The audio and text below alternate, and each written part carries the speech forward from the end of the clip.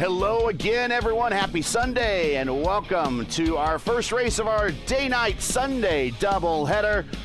We're round 3 of Season 12 of the transition season of the longest-running and continuous-running Dallara IR05 IndyCar League on all of iRacing. It's a Sim Gaming Expo Classic IndyCar Series. We come to you from Circuit Gilles Villeneuve and the second greatest hockey country in the world of Canada for the 5th running of the BJ manufacturing Indy Montreal, mimicking the 2005 Molson Indy Montreal from the Champ Car World Series, won by the late, great Justin Wilson. Joining me in the booth, former race winner here in the CIS. He's finished in the top 10 in the CIS Points Championship 5 times, and my broadcast partner for later today when we go to Dark Horse.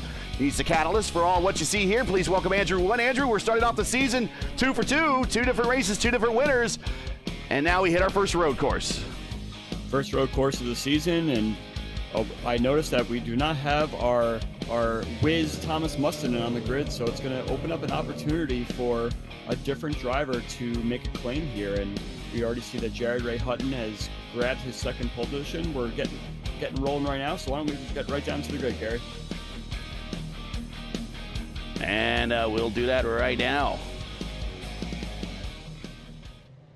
as we got the field rolling. And on the pole, Jared Ray Hutton, VJO, teammates up front. And we got Hoffman and Egan, Lal and Pressey, Vogelzang and Grosser, Robert in the lineup tonight, Santos and Giacometti, who finished on the podium in our last race, starting 10th. Anderson Hatsema making his debut start here in the series. Aitken and Lovegren, Sturmy and Sanders, Barkenau, Molnar, and Johnny Garrett rounding out the 19th and final position of this 19-car field. Yeah, I believe we have Johnny Garrett starting from pit lane. He had gotten a start from pit lane penalty from a previous incident in the last race. So both he and I see Andrew Dare Saunders also starting for the pit. So we got 2 guys at the back of the grid here.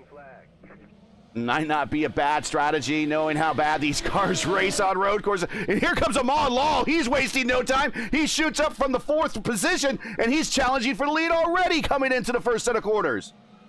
We got a big braking zone here through turn 1 and 2. Everyone seems to get through very nicely. It was a bit of a disjointed start there. I don't really think that the drivers got going directly on the green, but everyone seems to have gotten their way through that right now, but it has shaken up the grid quite a bit.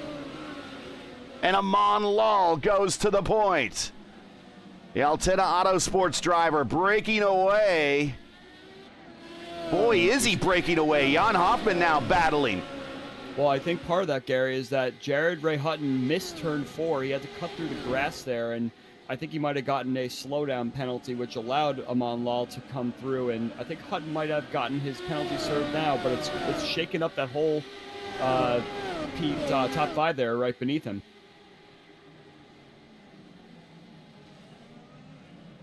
Oh, we have... Whoa, car around. That there is Lucas Santos in the pin. And there's a hole, and Lucas Santos just goes ahead and tows. Johnny Garrett's still out there rolling. Andrew, oh, they were just rolling right into the, and that's Giacometti, and they're still wrecking back there. Yeah, that all started, I believe Ryan Anderson got turned around initially. Actually, he was the one who made contact, if I'm not mistaken. We're going to have to go back and look at that one. But yeah, Lucas Santos did tow indeed, like you had mentioned, but it was Giacometti and Ryan Anderson who had the contact initially. This is how it all starts as we watch Lucas Santos coming down into the pin area before we head up the straight. And he actually, it's poor Lucas. He's a victim there. He got run into by, I believe, Pressey. And then another incident starts with Giacometti under acceleration, bringing the back into the car. And it just right in the middle of the racetrack, and no one knew where to go. You know, Gary, it's such a shame after such a clean start, after what was a little bit of a chaotic green flag waving situation there. We got through about 2/3 of the lap, and then all hell broke loose in the hairpin, like you were mentioning, and it's managed to give a little bit of a shake up to the bottom half of the grid here.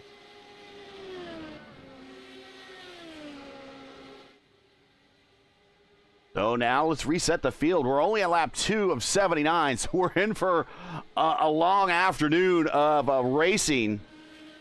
It is Amon Lal, your leader. Hutton in second. Hoffman in third. VJO fourth. And Vogelzang in fifth. Ethan Agan in sixth. Fastest lap. Well, Lal went fastest lap, and Jared Ray Hutton topped him. So Jared Ray right now talking about whatever you could do, I can do better. It's going to be definitely a back and forth between those two drivers all race long. The top two right now have pulled away a bit. Now they're going to start to trade those fastest laps. Lal locking it up, coming into turns 6 and 7.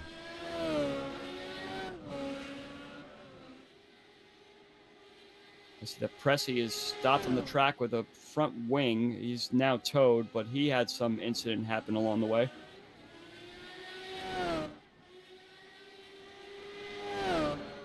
Here they come down into what they call the hairpin, Le Pringle. And now down the Casino Straight. That was a pretty big incident. I think Vogelzang got turned around, and Pressey had a blind corner there. It was turn 3, and ran directly into him. Vogelzang is towed. Pressey is towed. So we already have quite a bit of attrition here on the first couple laps. Johnny Garrett's around in the final chicane also as we speak. Well, watching the incident between Vogelzang, and he gets bumped. He just gets booted, but he was racing with Ethan Agan. Agan escapes. Vogelzang on around into the wall. Pressey comes through and gets collected as an innocent victim.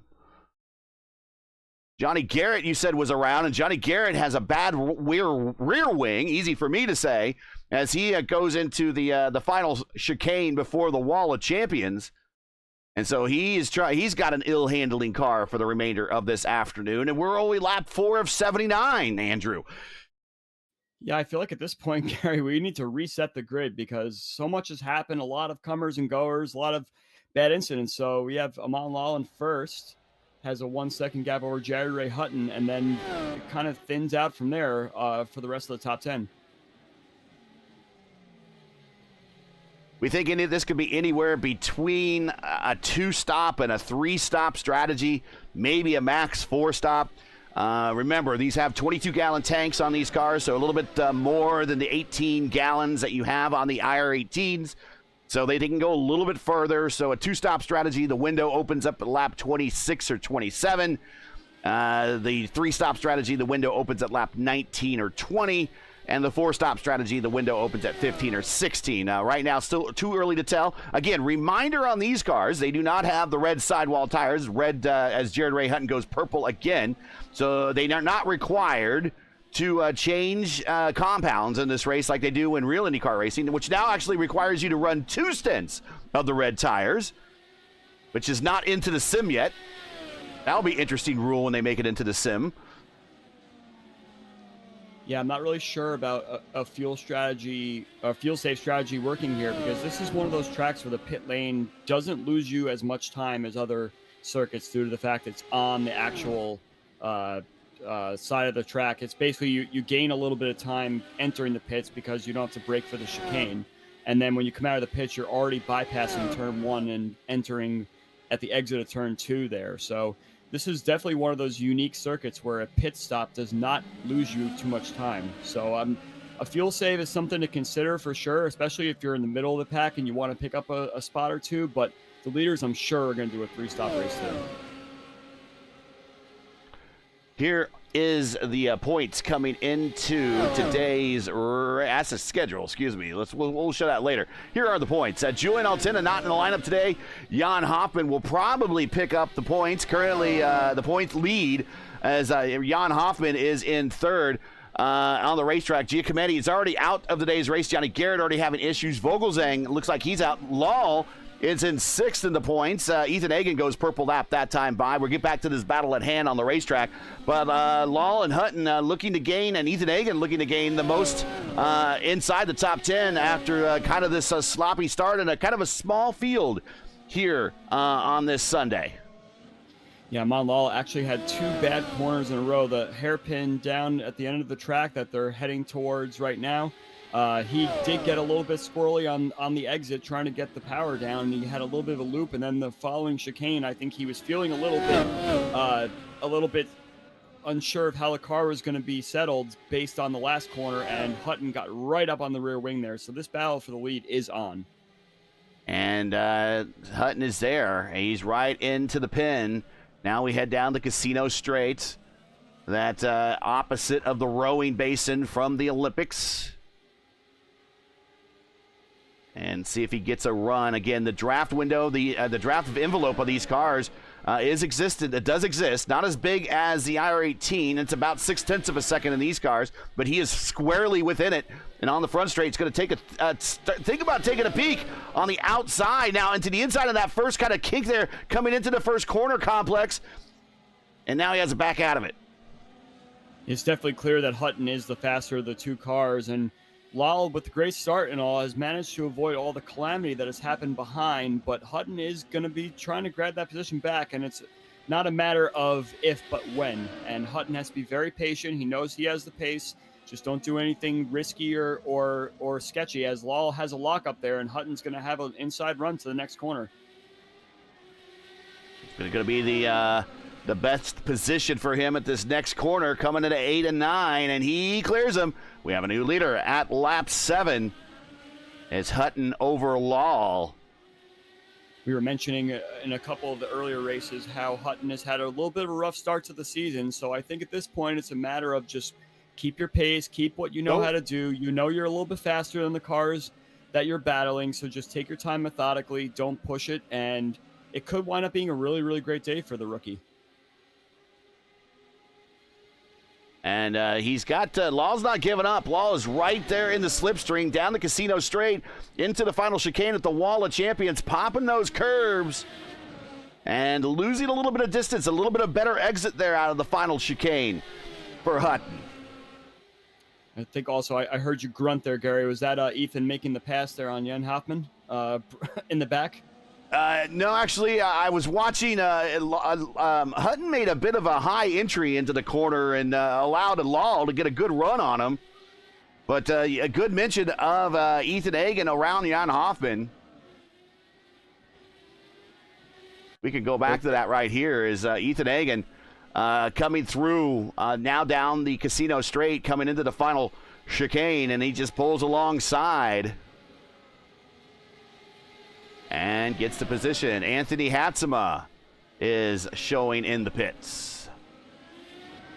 Yeah, I believe he was collected on one of those early lap incidents as well there. So unfortunate for Hatsema for the debut to not go as well as he had hoped. But yeah, you were mentioning Ethan Hagen, talking a little bit more about him. He's kind of the veteran in this pack right now, other than Jan Hoffman, of course. Ethan Hagen is known for his road course prowess. He's pretty good on the ovals as well, but you could definitely tell that his bread and butter are these road courses. So a little bit of a disappointing qualifying for Ethan. This would have been the time without Mustanen on the grid to really show his muscle and everything, but maybe just the qualifying didn't necessarily go the way that he wanted it to go, and now he's going to try and just do the same thing that I was mentioning with Hutton. He has the pace to get up there, and I think he wants to show that he can take charge of this race, and Ethan has had an okay start to the season, probably not as good as he had wanted it to be after a couple of chaotic races we've gone through. But let's keep an eye on Ethan Hagen, especially as we get towards the end of the stint here, if he can close that gap on the top two.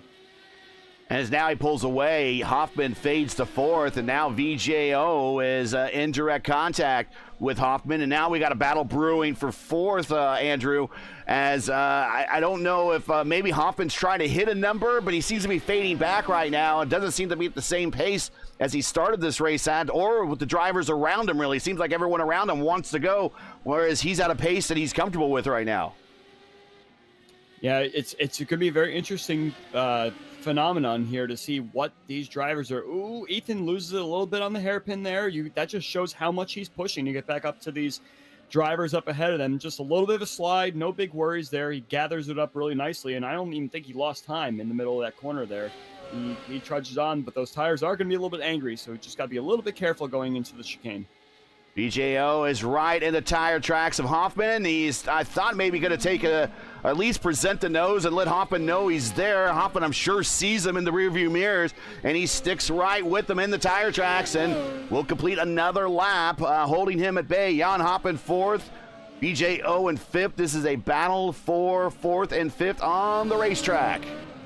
It's actually a really, really solid start of the season for VJO. He's qualified quite nicely and raced his way right in the top 5 or 7 or so, which in previous seasons he struggled to really match his qualifying pace with his race pace, but he has definitely shown that this season he has come to race, and I'm really proud to see the progress of VJO after obviously being on the track with him for several seasons now.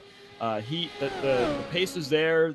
The driving is there. Just sometimes the strategy or the wreck avoidance doesn't really play into his favor too much. So let's see if VJO really can take the fight to a veteran here. Yeah, Hoffman. Hoffman actually seems to be letting him go. Yeah, he lets him go into the pin, and a very wide. Makes me think that maybe Hoffman's working on a number now. He's getting to a pace, something he's comfortable with, and he wants to hit a number.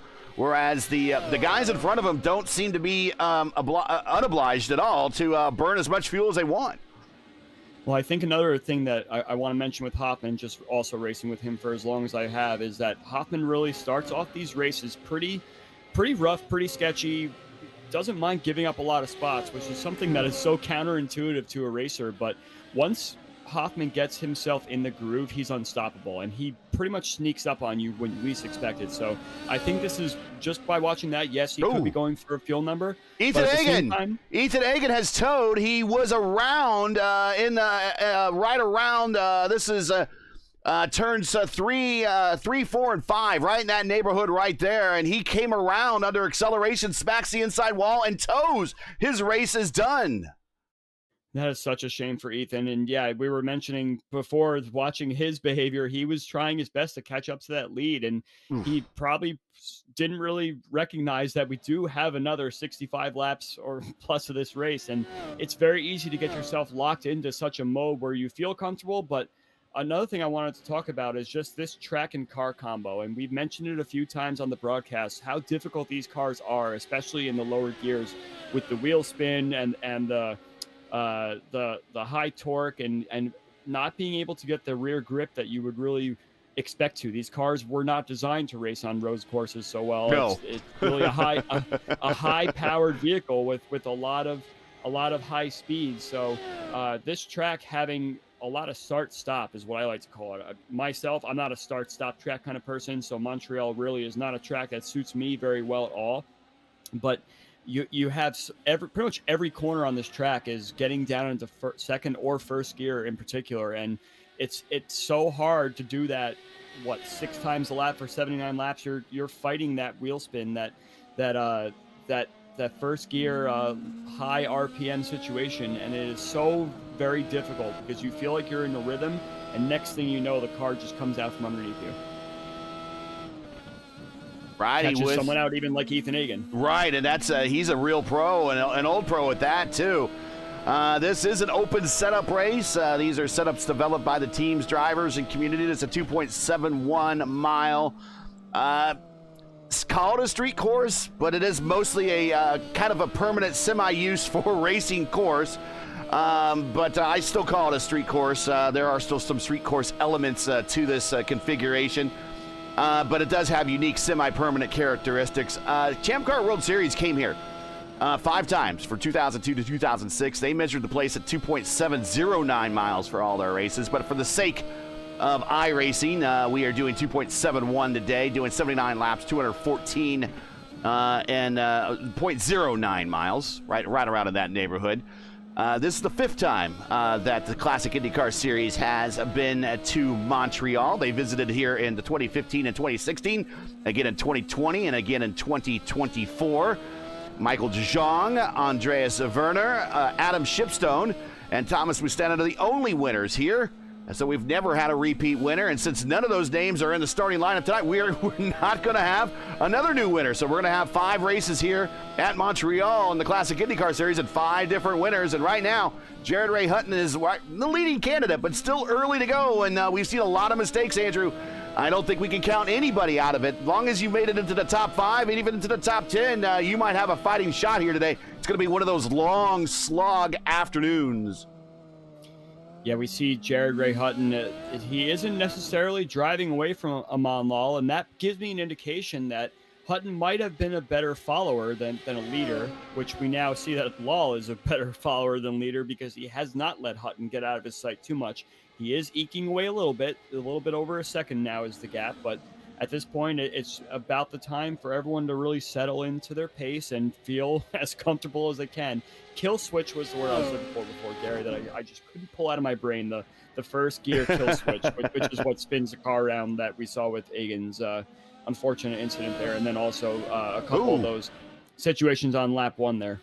We have some somebody. There it is, Kevin Lovegren without a front wing. I saw some front wing damage coming out of turns 1, 2, and 3 complex, and there it is, the Love Bug missing a nose at the moment, so he'll try to come around the racetrack and get a new nose. But Kevin Lovegren, who has worked his way into the top 10, as we've had some pretty high attrition already in this race, will have to come to pit road and get that addressed. Although he's not showing a meatball flag, I guess he can stay out there as long as he wants, provided no meatball flag shown.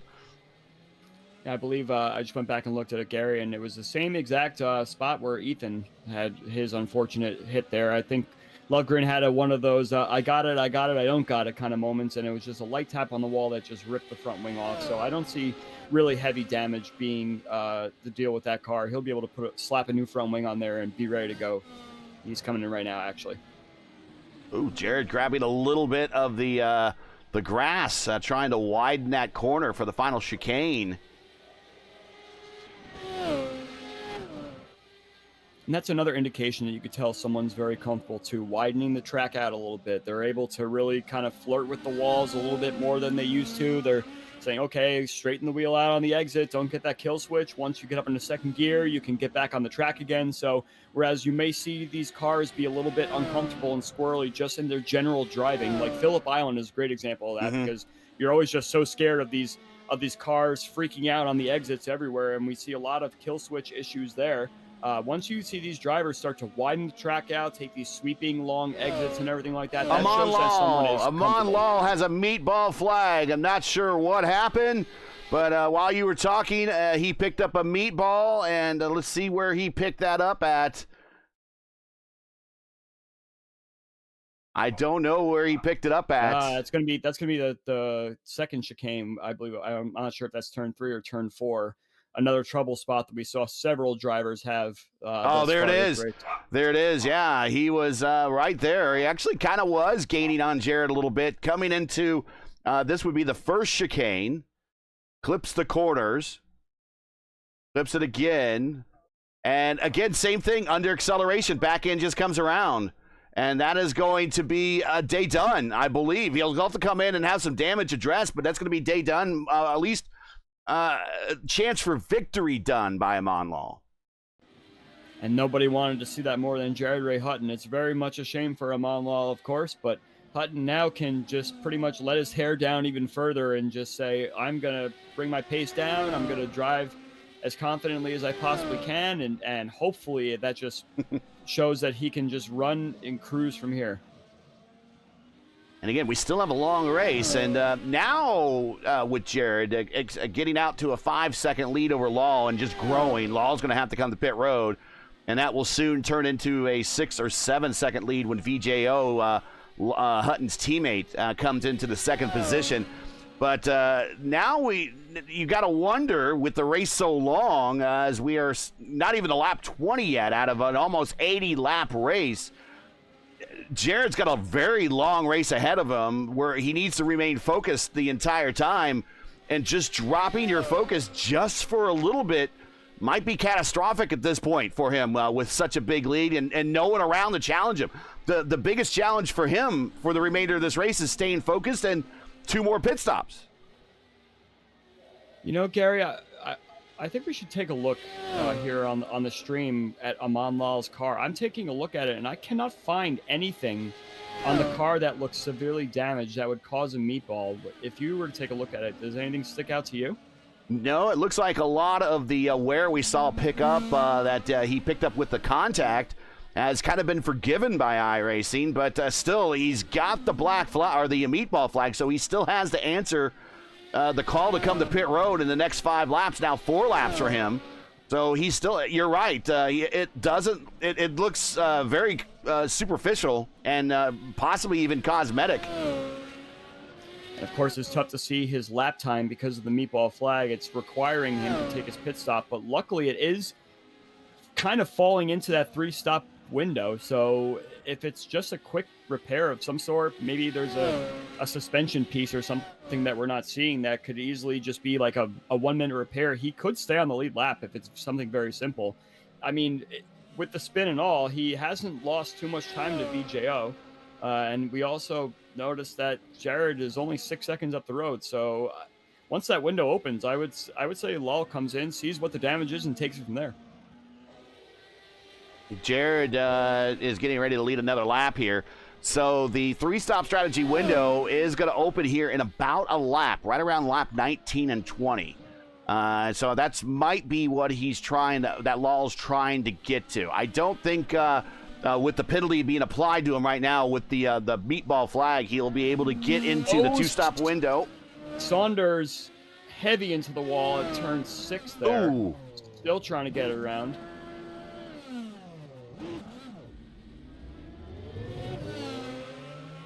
I believe that car's but comparing the situation from Aman Lal's car to Saunders' car, you see a front wing missing, a lot of bent up, wrinkled carbon fiber on the car itself. That's a definite meatball situation. So yes. Another thing with these cars, and you and Nolan had mentioned it several times last season when I was still in the car, that rear wing can look super, super bent up, and nothing is wrong with the car. So this car does show cosmetic damage quite clearly and cleanly. So that makes this Aman Lal situation with the meatball flag even more mysterious. So yeah, this is Saunders' car right here. No meatball flag, none whatsoever. Here's Aman Lal right behind him, meatball flag, and he's coming to pit road right now.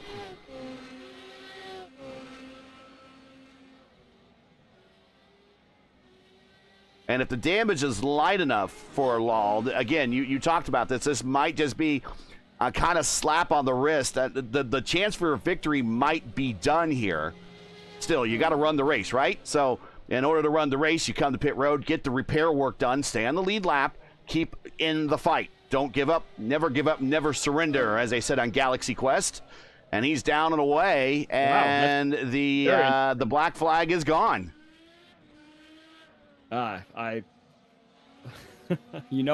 a problem solver, Gary, in my real life. And, this one's definitely going to haunt me. We're going to have to talk to Aman Lal after the race in chat and such and see exactly what was wrong. What do you feel like? Because I've been in this series for 10 plus years now, and I've never seen anything like that before. Meatball flag has been addressed and answered and removed for Aman Lal. So now we see Jared Ray Hutton, who is well within the 3-stop strategy window. Do we see him come to pit road this time, or does he bypass and go for another lap?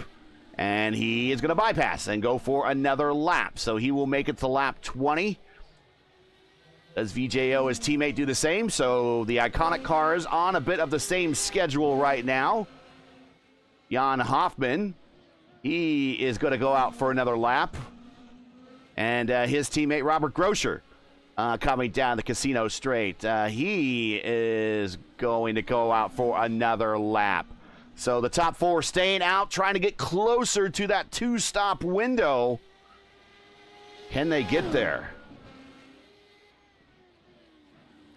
Checking in on Saunders, he is still circulating with the new front wing, so he has addressed it like you said, and it doesn't look like there was very significant damage in that car. He remains in the top 10, and I'm not sure actually if that's how many cars we have left in this race at the moment.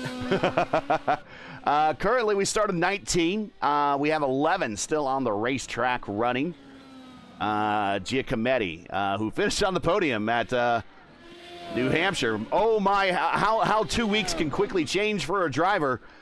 From the podium to right now on the outside of the top 10, and with more attrition, and I'm sure there's going to be some. Again, a very challenging car to drive on a very challenging road course. Even more so, I think it's the car that's challenging. This road course itself is not too bad. Actually, I do pretty decent here, and I suck at road courses. I just really know that this car is a pig when it comes to anything that involves more than turning left on a regular basis. And it's possible that some of these drivers might walk their way into a problem, as we still have much of this race to go. And Jared Ray Hudden on pit road's scheduled stop at lap 21. Yeah, that's where you and I differ, Gary. This is not my kind of track at all. So I would be begrudgingly showing up to this race and trying my best to get a good finish. But yeah, like you're saying, what a difference 2 weeks can make. I've had a lot of that in my CIS career, and that's why last season I didn't get a win, but I was so consistent. And going into the last two races, my worst race finish was a 7th. So I had several top 5s and just a really consistent year, and just that is something to be proud of. So these cars go to so many different types of tracks, so many different styles of racing, that really you have to adapt so fast, and being adaptable is the way that you're very successful in these cars. And it's very easy to just say that you're good at one discipline, but to be good at everything, really it takes a lot of patience and a lot of finesse with the car, especially. And another thing on top of these cars that makes them so challenging, if you just happen to be watching, and if you're just joining us from the real world NTT IndyCar Series race, welcome. More things change, the more things they stay the same. And I'm not going to say I'm not going to say anything else. Not going to say anything else. Yeah. But if you're just joining us, we are lap 22 of 79 of a kind of an opening part of a Indy Montreal that has had a lot of attrition here early on, and it was a small field to kind of start with, less than 20, and now we're riding along with 11 cars remaining, but the current leader is Jan Hoffman, as he has gone long on this stint, and he should be coming to pit road about any time. We talked about this earlier. We saw Hoffman falling back and getting past, and I asked the question, do we think that he's out of pace and that he's trying to hit a number? It's very possible, Andrew, that if he gets to 26, 27, he might be looking at the two-stop strategy. I don't know if he's saved that much fuel. It's very hard to do around here at a track that you said involves a lot of stopping and starting. And when you're starting, there's some pretty long straights around this place. We got the track map up. There's at least 3 pretty good long straights around this place, 4 pretty long straights, that you're on the power 100%.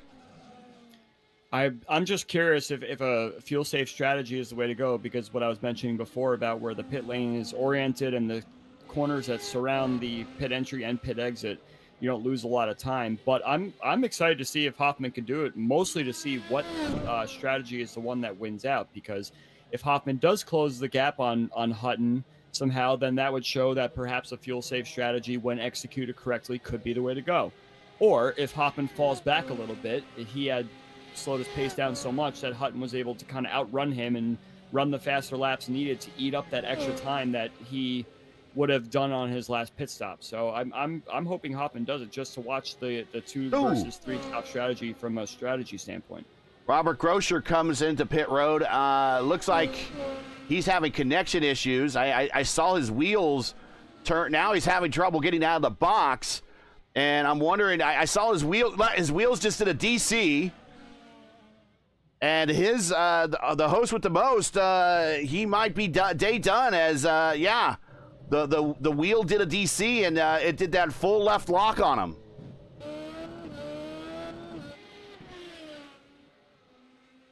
Are you saying that on the pit entry that happened? No, it happened while he was leaving the box, or actually as he got to the box. Oh wow, that's another interesting one for sure. That definitely seems like a mechanical issue, but he is rolling now, so something must have reset. Control Alt Delete, I don't know, something like that. No Alt F4 there, but Hoffman out for another lap as he's on his 24th circuit. And again, if he can get to 26, 27, he's in that 2-stop strategy. If he gets to 26, he's on a 2-stop, but with a fuel save. If he gets to 27, he should be able to get the remainder of the way on one more stop. And just all he needs to do is hit his numbers then. There might be a slight fuel save. I would imagine there is some fuel saving going on with Hoffman. If we're looking at his lap times, he was mostly in the first 10 laps in the high 23s, and then he went down to low 24s. He popped out at 22.8, his best lap, which was lap 22 2 laps ago. But he's back into the 123s now, whereas if you go back to Jared Ray Hutton, everything seems to be low 23, high 22. That shows that he's giving pretty much a full push on his pace right now. 22.6 was his last lap. Let's see what he does this time around. And if he's in the 22s, then obviously we know that he's on a 3-stopper. There's no need to do any fuel save. But if he continues at this pace, he's closing 7 to 9 tenths a lap on Hoffman. That right there already would show that a 3-stopper is the way to go. And he bypasses pit road one more time for lap 25. So he is going for the 2-stopper. This is now firmly every inch on the racetrack that he manages to keep rolling is making me firmly believe that he's going for the 2-stopper. And, you know, it's not a bad strategy. I mean, in order to win a race, sometimes you got to do what everyone else isn't doing. And it is the conventional wisdom to go with the 3-stopper, but he's going to roll the dice and see what he can do. And it helps the fact that that there's been so much attrition. He's not immediately under attack, so he can actually roll some of these corners back a little bit and do kind of this clutch and coast bit. Definitely seems like that is being done to perfection for Hoffman. And sometimes when you're a driver and you know that you're starting in a spot where you got to really make some good passes on track, sometimes just doing the fuel save is just as fun as executing it for the win. Like saying, okay, it's gonna be very, very hard to do a 27 laps, 27 lapper on a stint. I want to conquer that. So you can take that intel and move it to a track where you actually do need it. Every bit of fuel save needs practice for sure. Rob Barkanow in that kind of the Will Power looking livery has worked his way up into the top 5. He's up 12 spots, Andrew. He's your biggest gainer on the racetrack. I was getting ready to say he's just keeping it between the lines, but he spins out and between turns 6 and 7, and now he has to wait for the traffic to go by as he stacks it in the reverse and tries to point the car in the right direction as he loses he loses about 3 positions. Grosser moves up to 5th. Stumi gets by for 6th. Aitken is 7th. Now Barkanow falls to 8th, so broadcaster jinxed it as we bring the camera to him. It's actually funny. I had the camera myself on Jared Ray Hutton, and your reaction to Barnacow's situation there almost coincided exactly with Jared Ray Hutton taking down the wall of champions. He is giving everything he can right now, and he almost put it all away right there. Let's see if we can maybe see him in the wall of champions here. Here we come into the final chicane. Jared Ray Hutton. Of course, the wall of champions, so many great Formula One drivers have, he smacks that inside curb on the first chicane. And yeah, he got real close. You're off just a little bit, that last combination of corners, and you are in that wall. It's very easy to do, and that's why they call it the Wall of Champions, because so many distinguished drivers, Michael Schumacher, ended up their day done up against that wall. Yeah, it just was interesting that you made that reaction to Barnacow right at the moment that he was doing that. So I thought that's what we were watching. Here is Jan Hoffman answering the call to come to pit road for the 2-stopper. Coming lap 26 to 27. So he is committing now full send to the strategy. Barkanow on pit road. That turns the race back lead back to Jared Ray Hutton.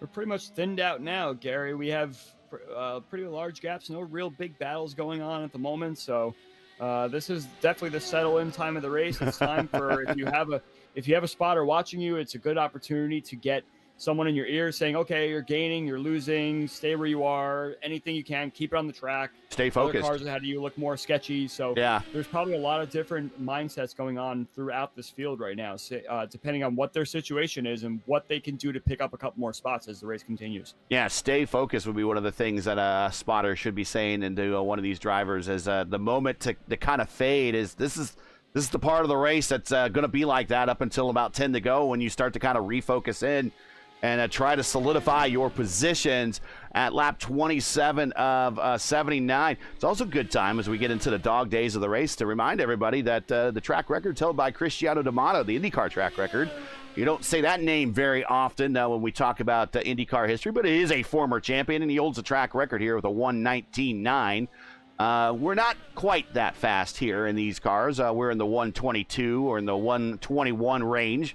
So we're not quite as fast as the old Champ Car World Series cars back in the day.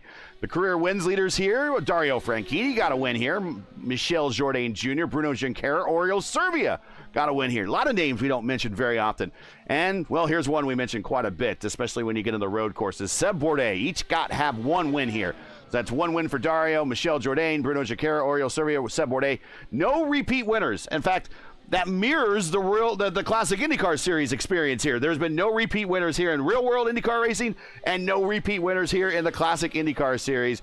Each winner started in the top 5, and that's exactly where Jared Ray Hutton is right now. He started from the pole and currently is your leader. So that is IndyCar history here. We got unlimited tires today, so we don't have to worry about, compound change. Not valid for this car. It's not in the code. 100% fuel. No fast repair. Pit road speed limit here is a pretty fast 50 miles per hour as Jared Ray Hutton continues to pop the curbs. But look who's just behind Jared Ray Hutton. Not too far behind, 5 seconds, and we thought their day might be done. Not so fast, my friend. And that's a lot of it's on me as Amon Law still in the battle. In fact, I think right now it looks like he is just over 5 seconds back, 5.8 back, and after the little meatball conundrum there, he had fallen back to about 8 seconds or so. So there is a little bit of pace there in Amon Law's car, and he's already tested the car a little bit more than he had wanted to there. So he's found the limit. Now he can get close to that limit and perhaps do a little bit of strategizing to pick up and chip away at that gap ahead a little bit on Jared Ray Hutton and hope he makes some mistake along the way. We already saw that he was close to making one about 3 or 4 laps ago, and it could happen again. If you enjoy P1's coverage of the Sim Gaming Expo Classic IndyCar Series and respect the stream, please do us a solid. Make sure you support us by subscribing. And while you're at it, don't forget to smash like and click the bell so you don't miss out on future P1 iRacing broadcasts. Today's Indy Montreal race from Circuit Gilles Villeneuve is proudly sponsored by BJ Manufacturing. BJ Manufacturing Company provides high-quality machining, welding, and fabrication work in Riverside, California. To learn more, check out their links. They're all in the description. I want to thank them for sponsoring all the races this season in the Sim Gaming Expo Classic IndyCar Series. Getting ready to complete lap 30 now of 79 as we are about a third of the way through this race.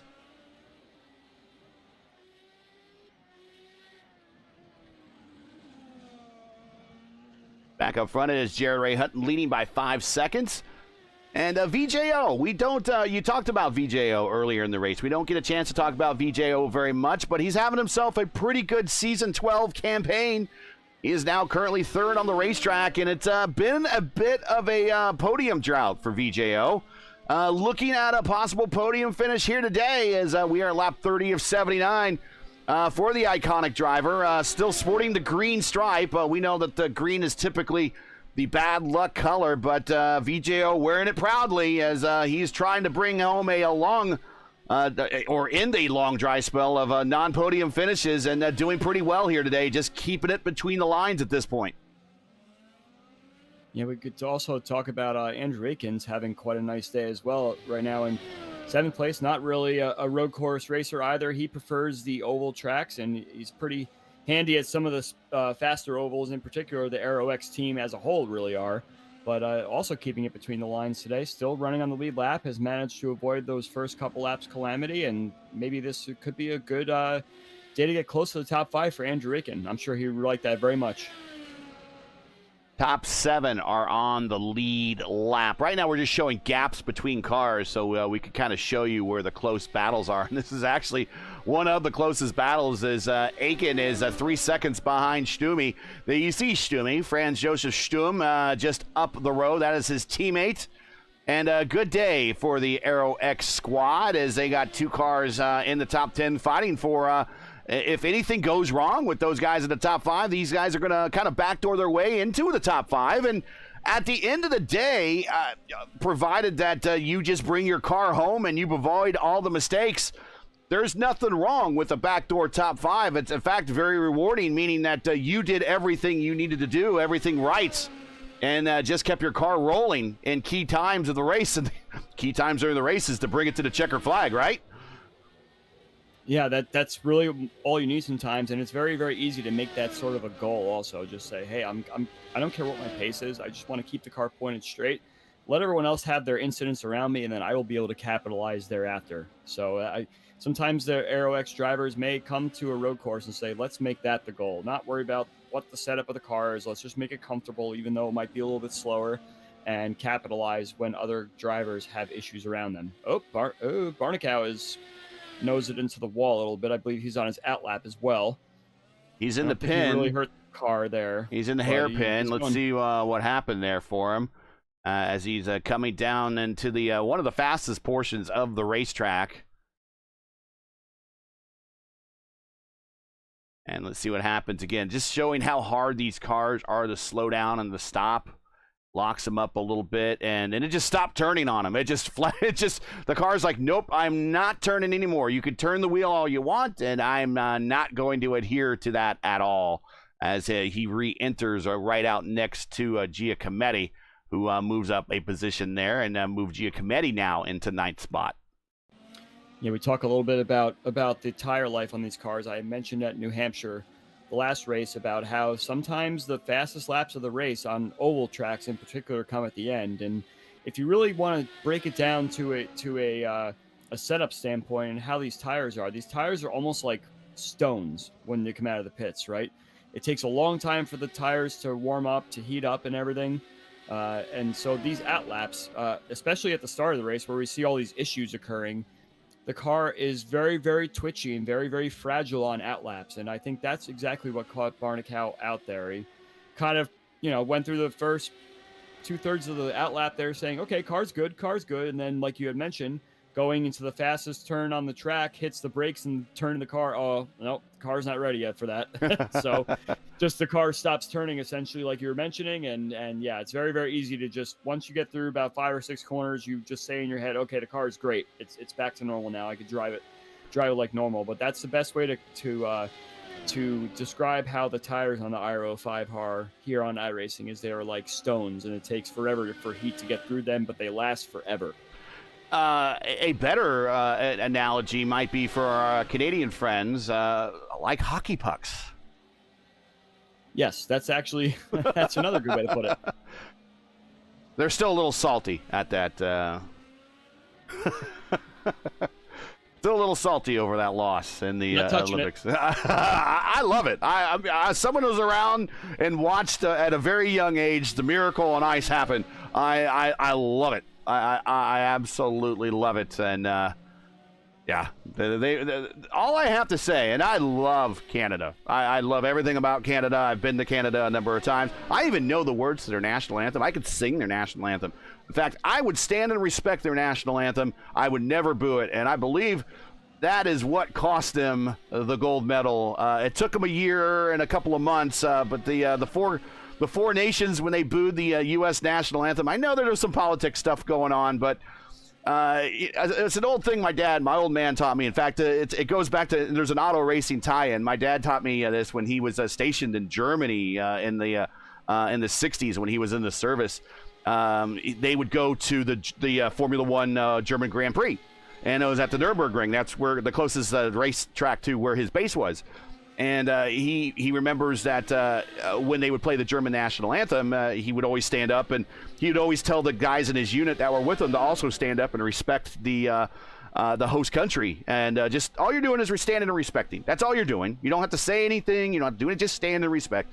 And that's what they did. And that's all the Canadian fans had. They just had to keep their mouths shut, not do anything. Instead, they booed us. And I think that opened the door for a little karma to come back. So I would never boo the Canadian national anthem. Never, never, never, never. But anyways, let's get back to auto racing. I think you put a nice little bow on that one, Gary. I think you dug a hole with the shovel and then you put it on. Very nicely done. I'm going to mention this right now. I do not think this two-stop strategy is working out for Jan Hoffman. I went back as you were talking there and did a little bit of math. It looks like the pit delta is around 28 seconds. Yeah. Jared Ray Hutton has a 32-second lead over Jan Hoffman, who, by the way, has to run a slower pace to make the two-stop strategy work. I think the two-stop strategy at this point on lap 35 should be thrown out the window. Hoffman should pit with everyone else and take it from there because, well, if he had cars to battle up ahead of him, it would be one thing. But if it were me and I saw that gap continuing to grow, right now it's 34.5 seconds, I think that it's over. The two-stop strategy is not going to work here. And if he keeps going this way, he's going to also be jumped by Amon Lal and VJO. Is he too deep? Is he too deep committed into it? Is he already in, ankle deep quicksand and it's not possible to get out at this point? I think if it were different and he was battling drivers that were within maybe 15, 20 seconds or so where he could salvage a position, perhaps he could keep it going just to maybe pick up 2 or 3 spots. But right now, at the pace that the top 3 is going, he is going to lose that two-stop strategy to all 3 of them. So I'm not really sure what to do from here necessarily because he would have to stop 2 more times along with everyone else. So he will wind up being 25 seconds behind VJO if the pace were to stay the same the whole race. But he needs to try and find a way to burn a little bit more fuel while not losing that 28-second gap to VJO. Otherwise, he's off the podium. Yeah, so the pit lane delta that's the time you get on the pit lane and to get off. I'm looking at everybody that came through pit road just made normal stops. So like Jared Ray Hutton was 34 on the lane and 10 in the box. So I guess that his delta is about 34 seconds, give or take, right? So and Hoffman is now 35, as I have now changed the overlay to show you seconds behind the leader, and he's 35. So Hutton, by that number, Hutton should be able to come to pit road and still finish be ahead of Hoffman. If that's the case, that's what math says. Now it would be close on the racetrack, and maybe Hoffman with warmer tires might be able to pass him, but Hutton would have to eventually get it back because Hoffman would have to come to pit road. So it's not going to be a very big delta. You're absolutely right. So I think it's just once you commit to the two-stop, there's no way to improve upon it. You're right. I mean, he would have to stop when everyone else does, and that makes it kind of an odd final stop where he's kind of wouldn't he be stopping with inside of 10 to go or something like that? Yes. Well, it depends. You could do things 2 ways, and this is actually a little inside baseball. My old teammate Jamie Wilson and I argued about this all the time: splitting the final 2 stops evenly, or filling it up and then just coming in at the end and taking tires only, especially if you have, say, 5 to 10 laps to go, because you can get fresh tires both times if you split it the last 2 stints in half. But you're increasing your pit lane time, but you do have the opportunity to get fresh tires, and the fresh tires low fuel combo in this car, like we saw at New Hampshire, just says purple lap after purple lap after purple lap. So he liked to do the splitting in half strategy. I like to fill it up the whole way and then do a splash at the end. Again, an argument amongst teammates that I'm sure any teammates that are watching right now have been in similar fights with their teammates on how to do the ending of the race strategy. But yeah, it depends exactly how you feel the car is going to handle. It's very risky to not take tires. The tires don't wear too much, like I mentioned before. They're almost like stones, but it does make the strategy call very, very interesting up and down the grid. I guess Canadians are familiar with stones, provided that you have a broom in front of them. Yes, that's a nice curling reference there. Took me a second. Jared Ray Huntington is now approaching lap traffic in the form of Fran Joseph Stum. Stumi just hanging out in the top 10, 7th spot right now. Last car on the lead lap. And actually, he's not too far behind Andrew Aiken. He was within a second, or about a second and a third. And now that lead has extended to about 2.2 seconds. So Stumi has backed off a little bit. But there you see battle for 6th and 7th, and your leader lurking in the background. Yeah, I guess something must have happened to Stum there because he was ahead of Aiken about, I don't know, when we were talking about the Aero X cars before. So maybe some incident, or maybe they just did a swap on the track just because of... I'm going to go back and see if I can see if Stum had any sort of issue. And while you do that, I'll just remind people, if you're just joining us, this is P1's coverage of round 3 of 12 of the transition season of the Sim Gaming Expo Classic IndyCar Series, coming to you from Circuit Gilles Villeneuve for the BJ Manufacturing Indy Montreal. We've now completed 39 of 79 laps. You're enjoying P1's coverage of today's race. Make sure to smash that like button, subscribe to the channel so you don't miss out on future iRacing content, including the next race for us here on the channel will be our night version of our day-night doubleheader. Be tonight, round 3 of season 9 of the longest-running Dallara DW12 League on iRacing. It's the Dark Horse Racing League's DW12 Series.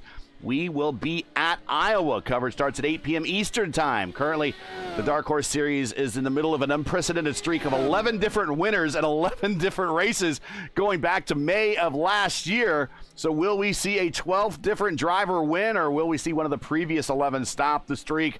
Well, tune in and find out, as any driver in the Dark Horse Racing League's DW12 Series can win on any given Sunday. That is tonight, 8 p.m. Eastern Time. Me and Andrew Wood, one more time, part of the day-night doubleheader here on Sunday. Here, race day Sunday, opening day Sunday for the NTT IndyCar Series in real life. Well, I found it, Gary, and unfortunately, Stum did have a little bit of a spin there. Nothing really too bad. Lap 36 going to turn 5, kind of lost the back end a little bit. Caught it, but Andrew Aiken took advantage and zoomed right by. So that was the swap there as we're watching Stum now let the leader go. Letting the leader go in a very tough place to hide on the racetrack, in this portion of curves right here. Very tough to do. Very narrow, the narrow concrete canyons there. This is one of those race courses that we often see in Formula One. We call it the pace car. They call it the safety car. And this is where we see a lot of safety car incidents where cars just bounce off one wall and go to another wall and leave a trail of parts behind them that need to be cleaned up. The track is just very complex. And it seems like, and I was mentioning start-stop situations before, but along with that is like, what is there, three or four chicane? I think it's 3 big chicanes on this track. Yeah.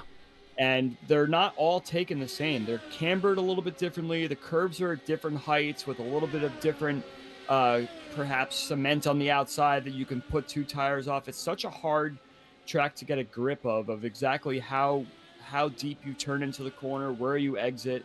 So you take a track that has a couple of chicanes and, okay, you enter a little bit and then you want to make sure you drive out properly. But each one has its own sort of characteristic, and that's what makes it so difficult to have such consistency here. And like we were mentioning before, these cars just do not have that capability to have such a low-speed drive-off that is easy to navigate the whole circuit. And doing it for 79 laps, anybody that finishes this race is going to be very, very tired. And there you see on our track maps, turns 3 and 4, turns 6 and 7 basically as a chicane, turned 8 and 9, and turns 13 and 14. So 3 for sure, maybe 4 if you want to count 6 and 7. That might just be that's 3.5. Yeah, it's called a 3.5. Yeah, but yeah, very, very. Still, they're all slow speeds for the most part, at least entering them. So, and it getting hard on the acceleration of the case, and we know on these cars that we've talked about that number of times on restarts on ovals and everything, just the low end torque, the wheel spin, everything makes it challenging. You're right. After 79 laps, these drivers, they're probably, regardless of where you finish at the end of the day's race, the field is kind of to the point where it's so low now that I would say if you finish, you're picking up not just a pretty good finishing position, Andrew, but you're also picking up a ton of experience that's going to help you later in the season when we go to another road course here 2 weeks from now at Portland, which is much in the same aspect of this. And we have really one long straight and a very tight chicane and very few passing zones, very similar in aspects between this track and Portland.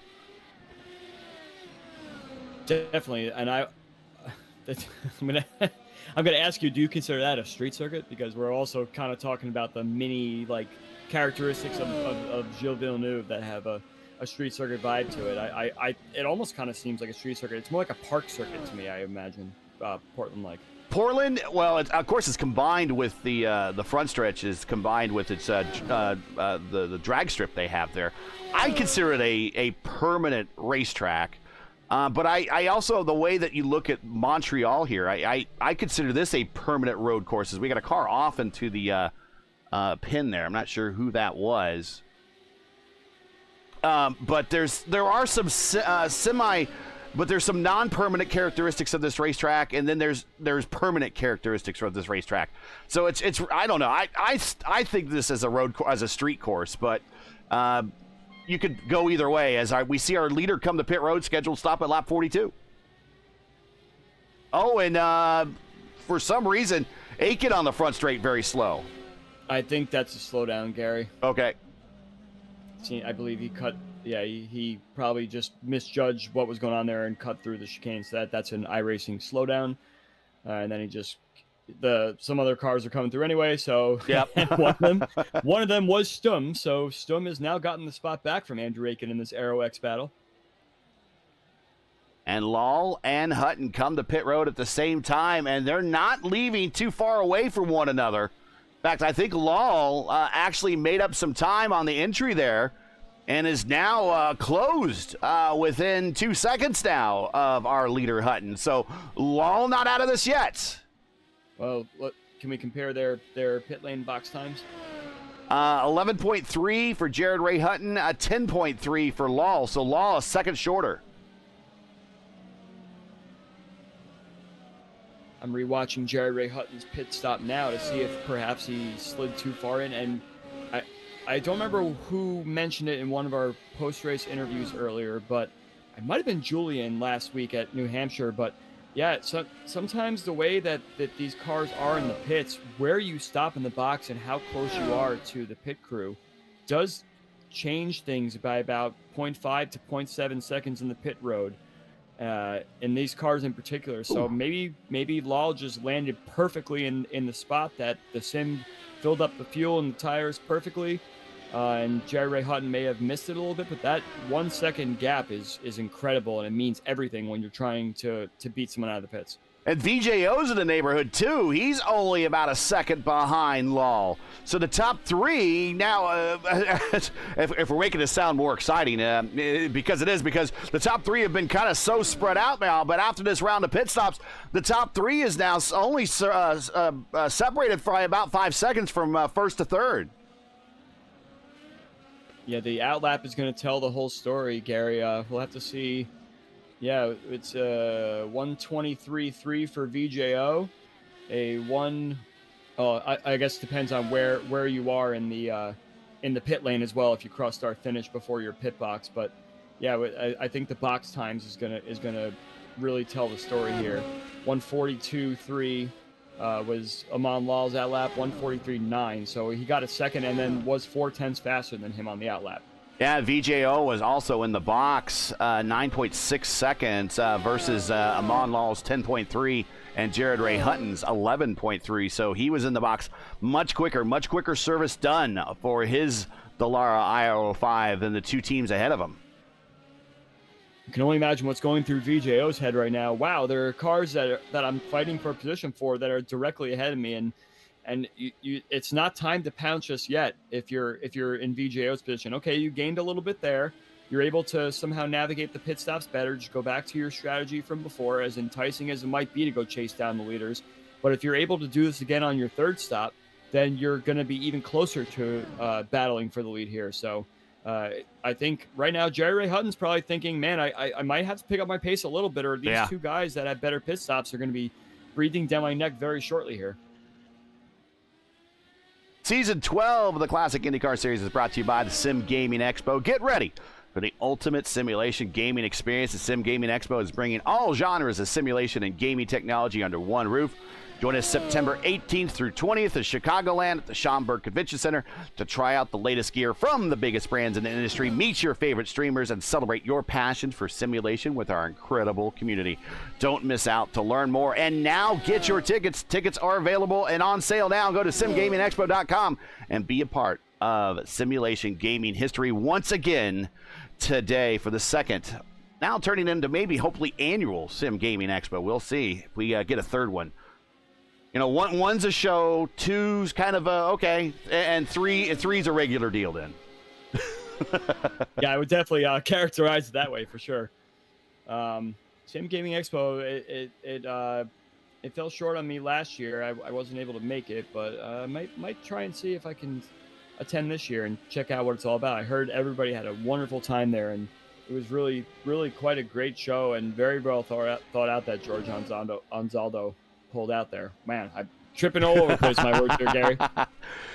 So if you're looking for the type of feel it was, I one of my other hobbies that I used to do before sim gaming and sim racing, I was I'm an 80s kid, so I was a big G.I. Joe collector back in the 80s, and much like they have the Star Wars conventions and all that stuff, there was the G.I. Joe conventions too, and we would go every year to the G.I. Joe conventions, and all these people you meet online and talk to, that's when you get to meet them face to face and you know, actually, you know, share a meal with them, have laughs and everything, and that's kind of the same feel. It's almost like it was the IndyCar community kind of mini convention at the Sim Gaming Expo with all the different teams of drivers that you only see, and you kind of hear them on broadcast when they get into a podium interview or something like that, and you only see them posting on Discord or message boards, and you don't really get a chance to know them and meet them. That's kind of the vibe you get at the Sim Gaming Expo. So if you're looking to kind of go meet your fellow sim gamer, and definitely your fellow sim racer, the Sim Gaming Expo is kind of the place that you want to think about doing that. It was a really good time. It's right next to O'Hare Airport. You just fly into O'Hare and Stummy. I was just going to mention, as soon as you were done, that this battle for sixth place is really starting to heat up. Barnacow! Oh! And we'll watch this again. This is Stummy, and again, this is in turns 4 and 5, or 3 and 4, excuse me. And he just under acceleration. And we've seen this before, and he keeps it off the wall where we've seen cars hit the wall there. And Aiken just holds his breath and aims the car on the outside. And then now Stummy's trying to keep it off the damage from the car as he backs up. And here comes Barnacow. And Barnacow's like, whoa. And that is very much a blind corner. You cannot see around that corner. You cannot see around that corner at all. Yes, that's another Aero X driver, by the way, that was coming through there. So it wasn't just a matter of just a car. Like, I'm sure there was a little bit of discussion amongst the team there, saying, "Hey, Stum is against the wall, Rob. Let's go a little slower through there," you know. But that could have been much worse for sure. But I was more grunting at the fact. I thought that was the end of Stum's race right there. The direction he was headed at the wall. That was a wonderful save by Stum.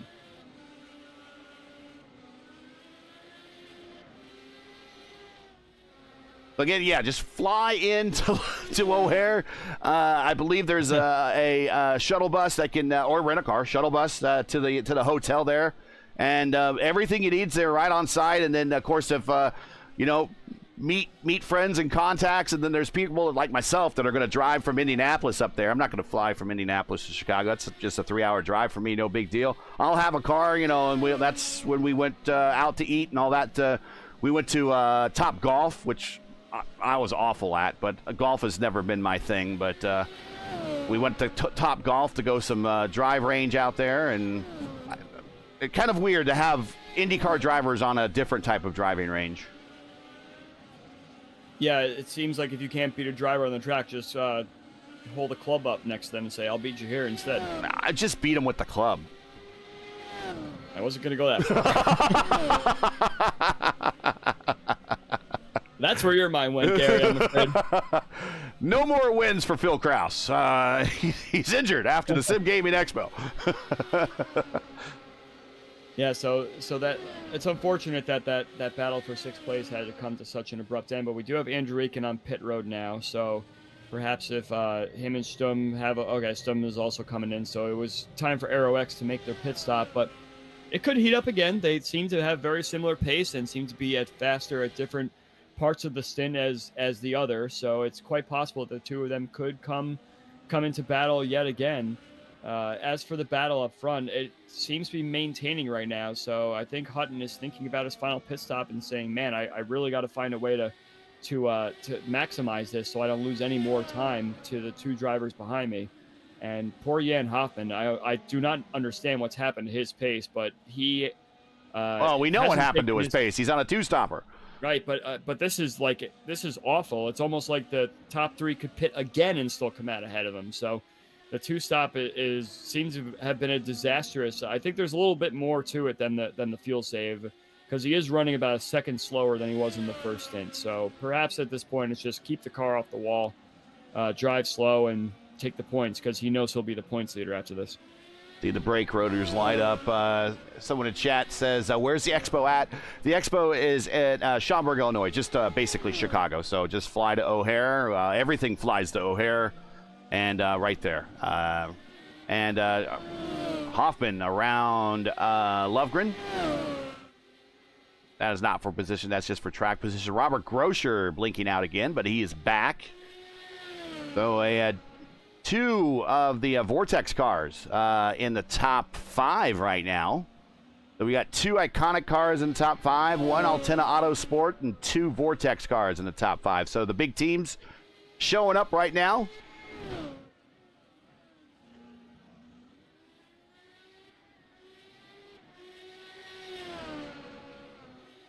And also on top of that, those are the only cars that are on the lead lap as well. Yep, there you see from the timing tree is the top 5 all on the lead lap. And only 10 cars are still running. Bit of an attrition fest, but we still have a good chunk of this race to go at 50 laps completed here of 79 scheduled. And looking back at the previous history of races here in the series, 76 laps in Season 1, 75 laps in Season 2, 72 laps in Season 6, and then our last race here in Season 10, we did 69 laps. So the admins seem to be intent on wanting to punish the drivers by making the longest version of this race here to date, 79 laps. Yes, it's interesting because it's not like the pace of the cars has changed much that you can knock it out in a faster time period. So yeah, it's a very interesting decision, and maybe that has to do with the pit stop strategy. Perhaps wanted to push it out to ensure it was a 3-stop race, and as we see now, that seems to be the fastest way around here. But yeah, you can, if you're about 5 or 7 laps earlier, you can easily make this into a 2-stopper, and nobody wants to see a long drawn-out fuel save race, but it seems that might have been the reason for that decision, I would imagine.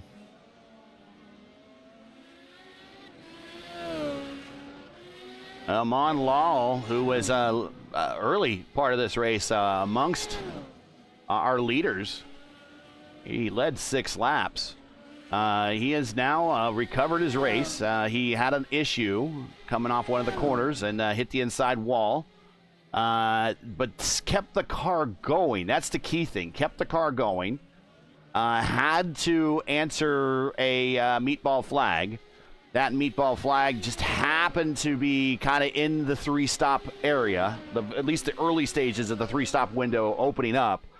And he answered the call, got the work taken care of on pit road, and is still in the contention here for a podium finish. Started from the pole.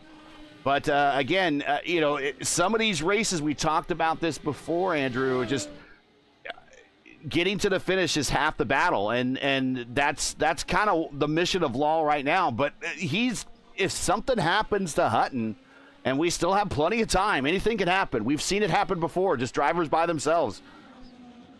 This could actually fall back into his lap if it's conceivable.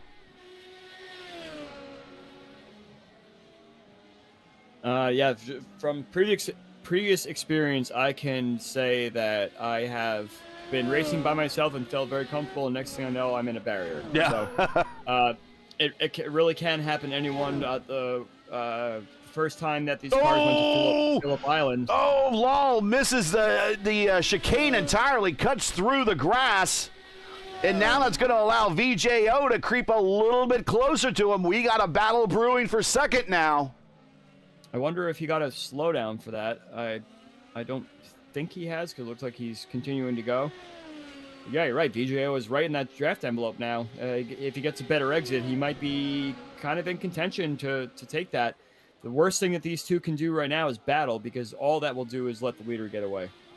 VJO is there. Remember, no push to pass in this iteration of Indy cars. No alternate tires either. Although they did have push to pass in the real IndyCar when they did run this for real. It was kind of a cheat push to pass. Did you know about that, Andrew? Did they had the push to pass in this version of IndyCar? I see where you're going, but I don't remember exactly the details. So basically what it did is it just clicked the engine mapping into a higher engine map for a period of time, and that was their version of push to pass. It was kind of a push to pass cheat. That's kind of, I think, how the engines did it back in the day. Pre-technology, I suppose.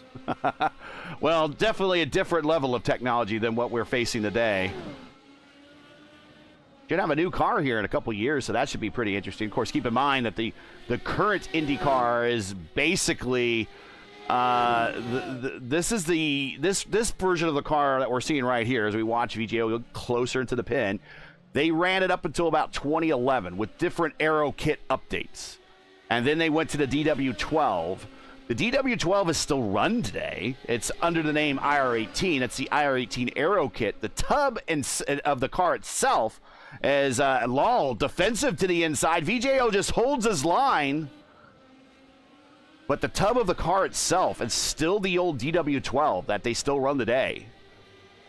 So that car, the cars that they're currently racing right now in IndyCar racing has been around for, well, now we're coming up on 2026, so it's 13th, 14th year. It's crazy when you think about that. It does not seem that long ago that the cars started on the DW12.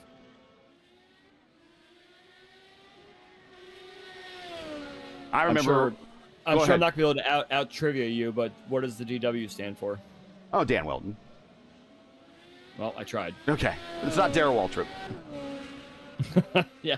No, I believe it's because he had some, he was one of the hottest IndyCar drivers at the time in that late 2000 time period, and he hadn't quite scored a ride. Right. And I think they just used him as a tester to help develop that car. Yeah. Wow. Check me out. He was one of the primary testers of the car. Originally, I believe they named the chassis the Iconic chassis.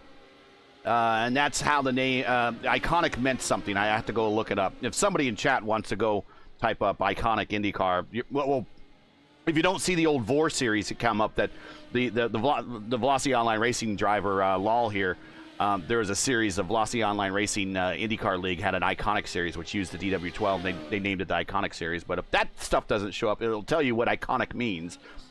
But to honor Dan, unfortunately, his death came before the DW12 car was launched properly as a race car. It was debuted, but they haven't ran it yet. They honored him by naming the car the DW12.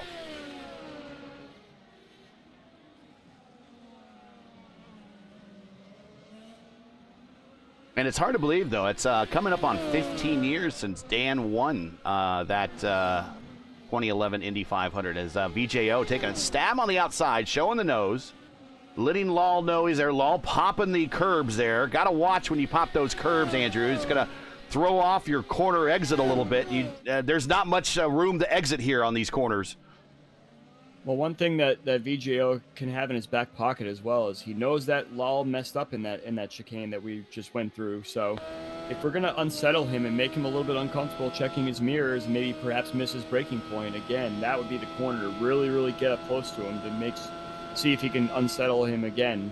It's always very, very tough as a driver to see where the weak point is of the competitor that you're ahead. But we talked about before how this car is really all about rhythm, and once you're knocked out of rhythm, then you get a little bit nervous about how the car is going to react the next time that you enter a certain corner.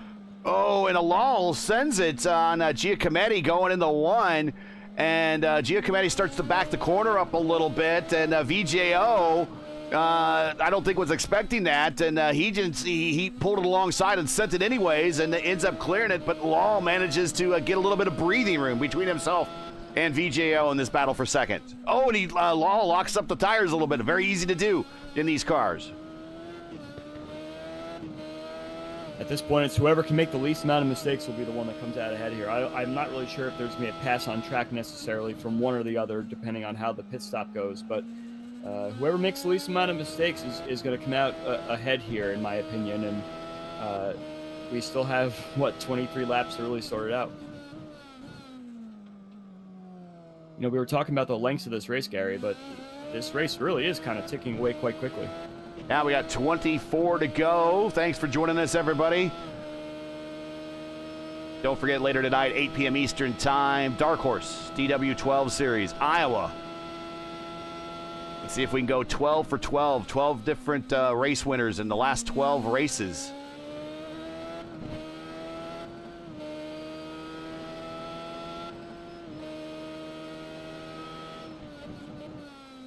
And just tell you how odd that record is. The modern IndyCar record, which was set back in 2000 by the Indy Racing League and CART at the same time, because they had two different schedules and they were two different series. That was 7. So Dark Horse manages to do 12. That will be, 11 by itself is pretty impressive. If they can do 12, that will be even more impressive. As we watch Law kind of lock up now as we're riding with VJO. Oh, VJO locks up going into the corner. Law bounces over the curbs. And now VJO is just going to have to cool those tires off and regain all that lost space. Let's not count out this vortex battle that could be heating up here. Again, we mentioned before, Hoffman's pace just seems to have disappeared, even worse than a fuel save strategy. I'm not really sure what's going on there, but Grosser's pace, Grosser went a second and a half faster than Hoffman that lap. Actually, Grosser's time might be the fastest lap of that lap of any driver on the track. Actually, I believe Hutton went maybe a tenth faster, but Grosser is running leader pace right now, and it'll only be a matter of time before the Vortex drivers start to battle as well. Now, what do you do on that team then? Robert's not in every single race this season. Jan's probably going to pick up the points lead at the end of this. Team orders and let Jan finish ahead of Robert. Would you probably say that's the better way to go to ensure that if Jan's going to be in the championship hunt and going to be the points leader at the end of 3 rounds of a pretty abbreviated season, I would think at that point they would probably exercise some sort of team orders. Well, I think Hoffman's got to pit soon. If he's on a 2-stop strategy, pit on 20, yeah, you're right. 27. So let's see if he comes in this lap, because that would pretty much answer the question. But I think that he's staying out another lap. Okay, so now he's doing like 30 laps. It seems maybe he's just trying to.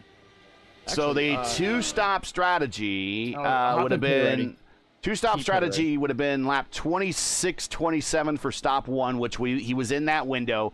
Then 52, 54 for the second stop. He's past that window. He pit on the end of lap 53. He's only 4 laps into the stint. So that's going to be interesting. He should still be able to make it without stopping again. So he's done. Well, he was able to do 27 laps on that abbreviated pace that he was doing. There we go. So, let's go there. So I believe he could pick up the pace a little bit more. And Grosser is going to have to stop again, if I'm not mistaken. No, he also pit on lap 54. Grosser he and 11 laps. I'm showing Hoffman at lap 54, Grosser at 47. Yeah, Grosser might have had an incident of sorts. Because it's showing one of his laps, he did a 131. So he might have had like a quick off and on of sorts. Yeah, actually, he did have a spin on lap 54, exiting turn 5 and 6 there, where we saw Andrew Dare Saunders have his issue. So he did lose a little bit of pace there, and that's unfortunate because he would have come out of the pits ahead of Hoffman had that not happened. However, the gap now is down to 2.1 between the two of them. We're watching it here. Here we really go. Close up now. Hoffman's got to pick the pace a little bit. We are watching it. We're not going to let this one slip away as we watch the battle between the two Vortex teammates get closer and closer and closer on the racetrack.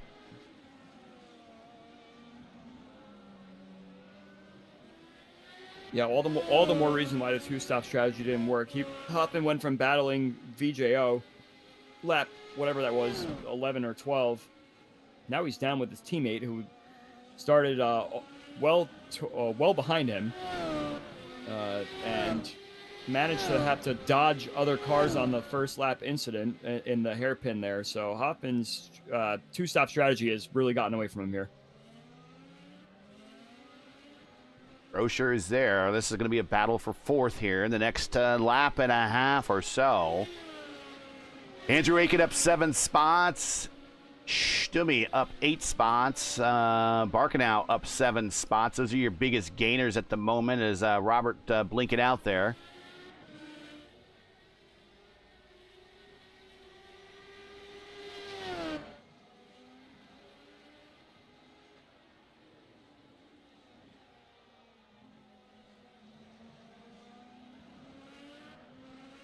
Today's Indy Montreal race from Circuit Gilles Villeneuve is proudly sponsored by BJ Manufacturing. BJ Manufacturing provides high-quality machining, welding, and fabrication work in Riverside, California. To learn more, you want to check out their links in the description. I thank them for sponsoring all the races this season, as well as the Sim Gaming Expo. Make sure to check them out, simgamingexpo.com. Tickets on sale now for the September show. Come see us. I will be there. And Robert Grosher is there behind his teammate now.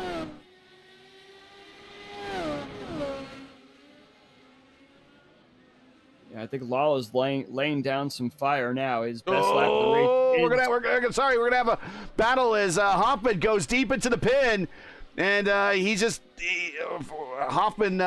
Grosher's blinking out. And I'm just going to keep the camera on Hoffman. Hoffman just kind of lets Robert go. And Robert up to 4th. Yeah, big lockup from Hoffman there, indeed. And again, Law and VJO, you were talking about them. I didn't mean to cut you off, but that is also a close battle on the racetrack. Yeah, I was going to say Law last lap almost matched his best lap of the race. So I think Law has gotten in some sort of zone now. So VJO is going to have to pick it up a little bit if he wants to try and keep up with Aman Lal, but we're going to be a lap or two away from pitting. 21:43. It's going to be in the next lap or two. Again, watching Lal go through those first set of corners, you just see in the first set of corners here that these cars do not like this circuit at all. These are almost purpose-built cars to turn left, and that's it. Now their predecessors. Which is the earlier G-Force and Dallara chassis, and to a lesser extent the Riley and Scotts has started the 97, 98, and 99 seasons. They were purpose-built to turn left. This particular model, the 2005, which IRO 5, sometimes called the IRO 9, with the IRO 9 Aero kit add-ons on top of the IRO 5. They ran this car to, like we mentioned, 2011. This was the first car from IndyCar since the split that was designed to have some inputs to turning right and left instead of just turning left. VJO is pitting. VJO is pitting. Now, we mentioned, I mentioned in the last 2 races, undercuts do not work in this series. You need to run the fuel out. Your best laps of the race are going to be your last 3, 4, 3, 4, 3, 2, 1, somewhere around there. So VJO is trying this. From my experience, not going to work. But let's see if I'm proven wrong here. I mean, you got to gamble. Got to gamble. He's in his box. Up on the pneumatic jacks. New set of Firestone Firehawk tires. Waiting for that fuel. Down and away. 8.6. A little bit of trouble for Lal. He had to navigate a lap car, Kevin Lovegren, kind of in a really awkward spot, so that's going to lose Lal a little bit of time. It wasn't too bad, no incident or any sort of sketchy moment, but Lal did have to come off of a corner and avoid Kevin Lovegren's car as he was pulling over for him, so a little bit of an issue there. That might play into this a little bit as well. Again, going back to my point about the car design, this is the first IndyCar to kind of design to return back to the road courses. And even at that, these drove like pigs on road courses. The very first road course race, actually, for these cars, I believe was when they went to St. Pete back in 2005. That was won by Dan Weldon, if I remember correctly. Was that the Andretti Autosport lockout, or was that a different year? That might have been, that actually might have been the Andretti Autosport lockout. I do remember there was a race where all 4 of them finished 1, 2, 3, 4. But I don't know if it was the debut race. Somebody in chat wants to look that up. They can. Let us know. Okay, something has happened with Robert Grosser. He's now behind Hoffman again. Let's see. Oh, Lal's backward. Lal is going slow on the racetrack. Yeah, he was backwards a moment ago. And let's see what happened with Lal again. And this is a slow speed on these cars. And again, under acceleration, and comes around and just kisses the inside wall. But again, blind corner. Oh, and Lovegren just coming around the corner. Oh my gosh, car sideways in front of me. Yeah, I'm looking back at Robert Grosser. You keep going. I'm gonna see how that happened. Well, watch Lovegren come around the corner. This is all blind. Whoa! And this is at half speed, by the way. So imagine that at full speed.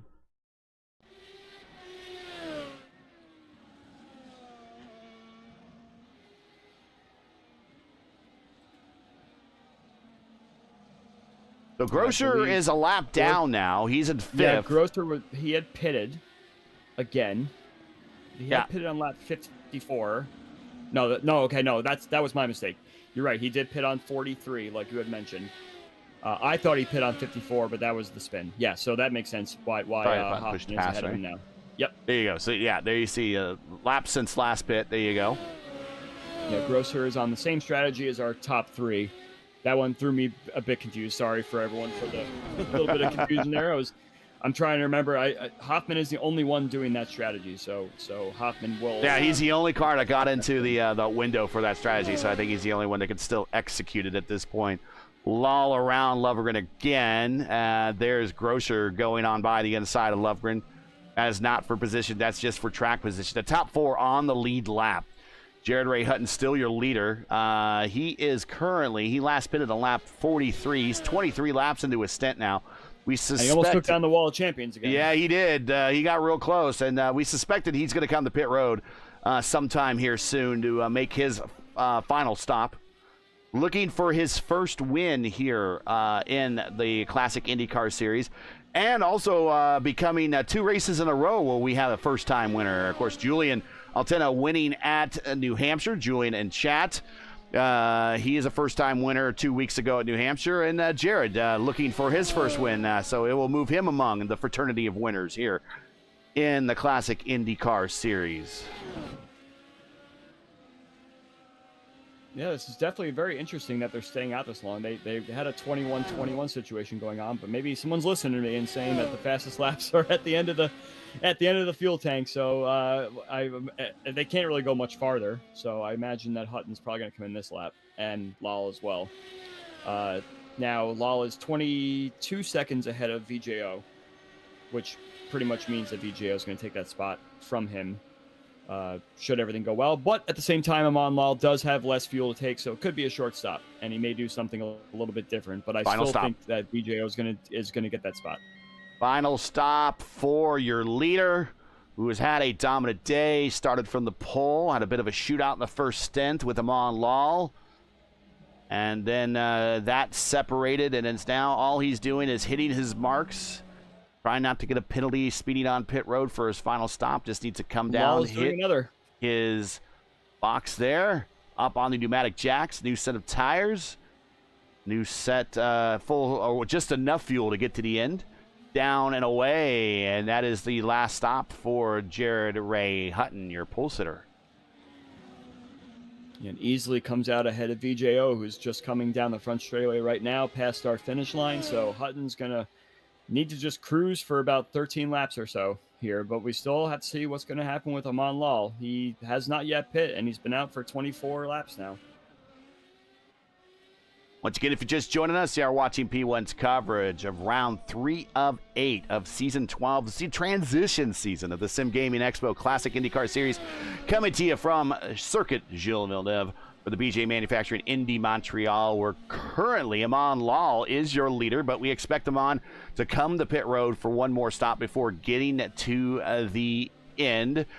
Jared Ray Hutton will pick up the lead when he does come to pit road. Make sure to smash the like button, subscribe to the channel so you don't miss out on the next race. The next race for us here in the Classic IndyCar Series, it will be Sunday, March 15th for round 4 of season 12 of the Sim Gaming Expo Classic IndyCar Series as the teams and drivers head to Portland International Raceway for the second running of the CIS Grand Prix of Portland as Amon Lal comes to pit road for his final start at 2 p.m. Eastern time on the 15th. Don't miss it as the season continues in 2 weeks right here on P1. Final stop inbound, Amon Lal on pit road.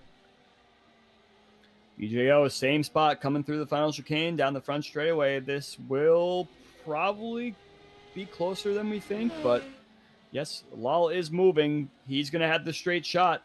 Going to turn 1. Here comes VJO around the corner. Oh, this is going to be close. Cold tires versus warm tires. I don't think Lal took tires there. What was his box time? 6.6.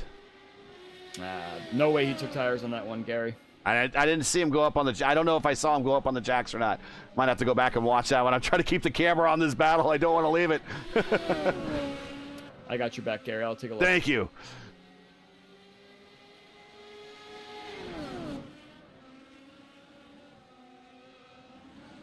Again, watching this battle between Lal and VJO. This is for second. Confirmed fuel only for Amon Lal. All right.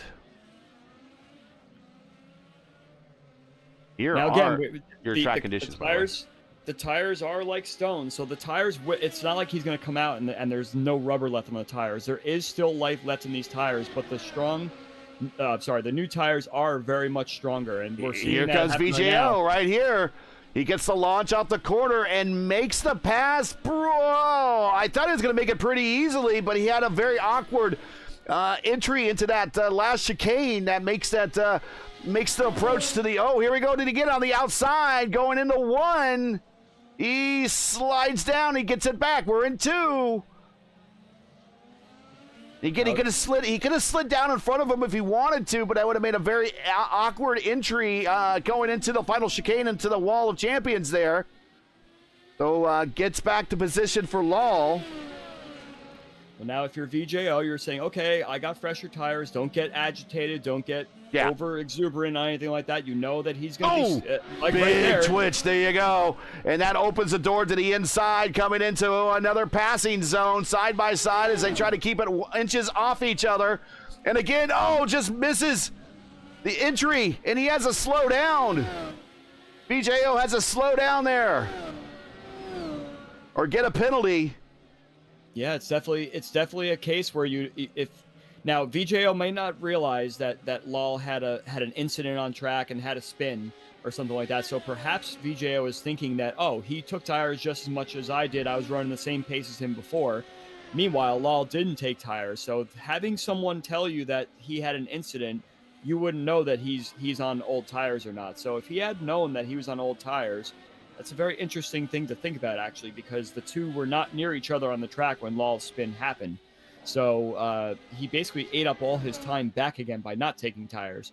But if he were to know that, then he would say, okay, you're going to blow your tires out, or you're going to be very, very, very slow in about 5 or 6 laps time, and then I could pounce. But I'm pretty sure VJO didn't have the intel that Lal had the spin there. So that does make it a little bit tricky in that case.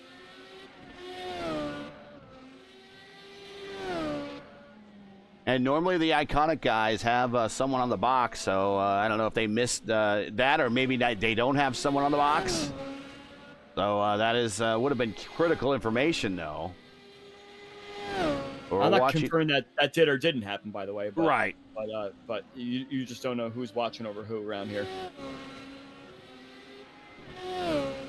And there's no rule against having someone kind of run data for you. It's very much within the rules. As Amon Lal is racing, that's Barkanau off into the hairpin there.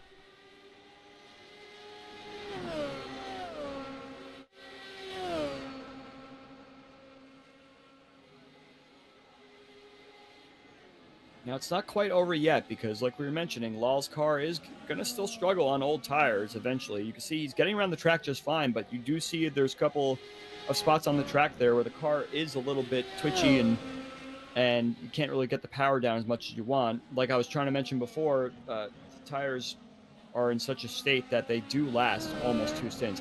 There's been a couple of circuits around here that some drivers never took tires, or they took tires perhaps once and left old tires on for 2 stints, and you can drive with a decent pace, but the grip level, which already struggles in the lower gears anyway, just amplifies itself. You see Lal's got another lock up there. Yeah, saw a little bit of puff of smoke there. 9 to go here at Montreal. Jerry Ray Hutton leads by about 10 seconds, but the battle is not with him at the moment. It's his race to Andrew, it's his race to lose, really, at this point, by losing focus or something, getting caught up in someone else's incident. But we're watching this battle for second, which is Amon Lal and VJO. That they've, we've talked about this race, and we started with 18, 19 drivers. The attrition's been high, but these guys have been in fairly close proximity to each other all race long, really, if you think about it. We've been monitoring this battle for the better part of this entire race, and they've been in the neighborhood of one another pretty much, the entire 70-plus laps that we've been on the stream. 22.9 last lap for Amon Lal, 22.1 for VJO. That is it's just matching pretty much his best lap of the race thus far. So took 8/10 out of him that lap, and that just shows the tire difference right there. Plenty of time to go, and now at this point, after the incident that VJO has had and sees how fast he's closing, now it might be an indication of, I wonder if Lal's on locks him up again. Same spot. Locks him up in 6 and 7.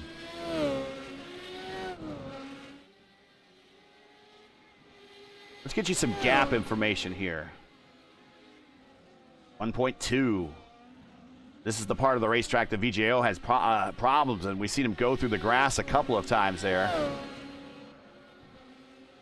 It's an 8 and 9. It's just a tough chicane in general, really. Yeah. But you could visually see that he's catching him and being a little bit faster about it. But right now, like we were talking about earlier in the broadcast, low fuel, fresh tires, that's where the lap time's going to come. Whereas it seems like Lal's doing the same amount of lap times he was doing in the last 2 stints. Now we're faster just because of the fresher tires. Now it's all about patience. Don't even put the guy into a spot where he makes a mistake. Just find a great exit somewhere and outrun him, and then it should be your position.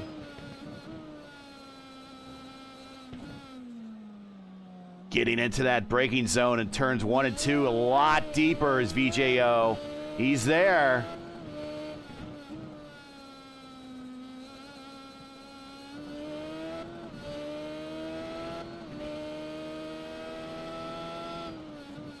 Oh, he's even closer now. And again, same place that Lal's been locking up before. Right there at 6 and 7, locks it up again. A very tough corner Remember, these cars do not like to slow down. The brake systems on these cars are not as advanced as you would see on the DW12 or the IR18.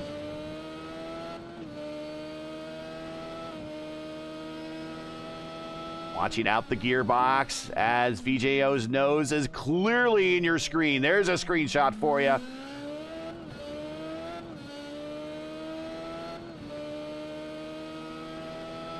If I were VJO, I would wait until turn 1. Hang back here. You got the draft. Oh, he's going. And he blows on by, but the same position as he's got that awkward turn going into the final chicane, and now he's gone defensive.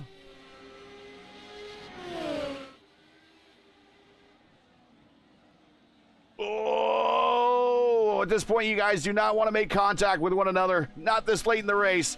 It's going to spell certain doom for both of you as Law gets it back.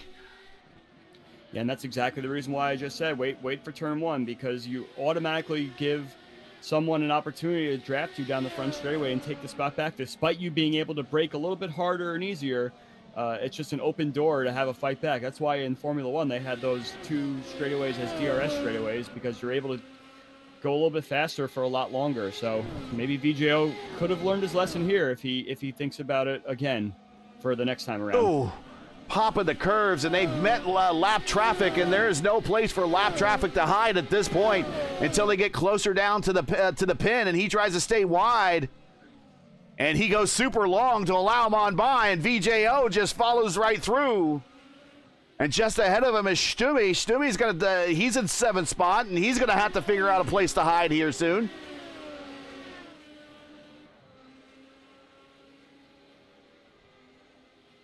Big run for BJO again. Okay. He backs up the corner a little bit this time. Maybe he's gonna take your advice.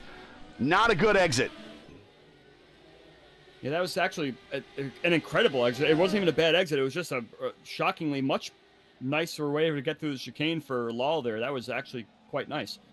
5 to go at Montreal. Remember, next race for us here in the series, 2 weeks. 2 weeks. We go to Portland. We do 2 back-to-back road courses before we get back onto the ovals. Final 2 ovals of the season. An abbreviated season 12.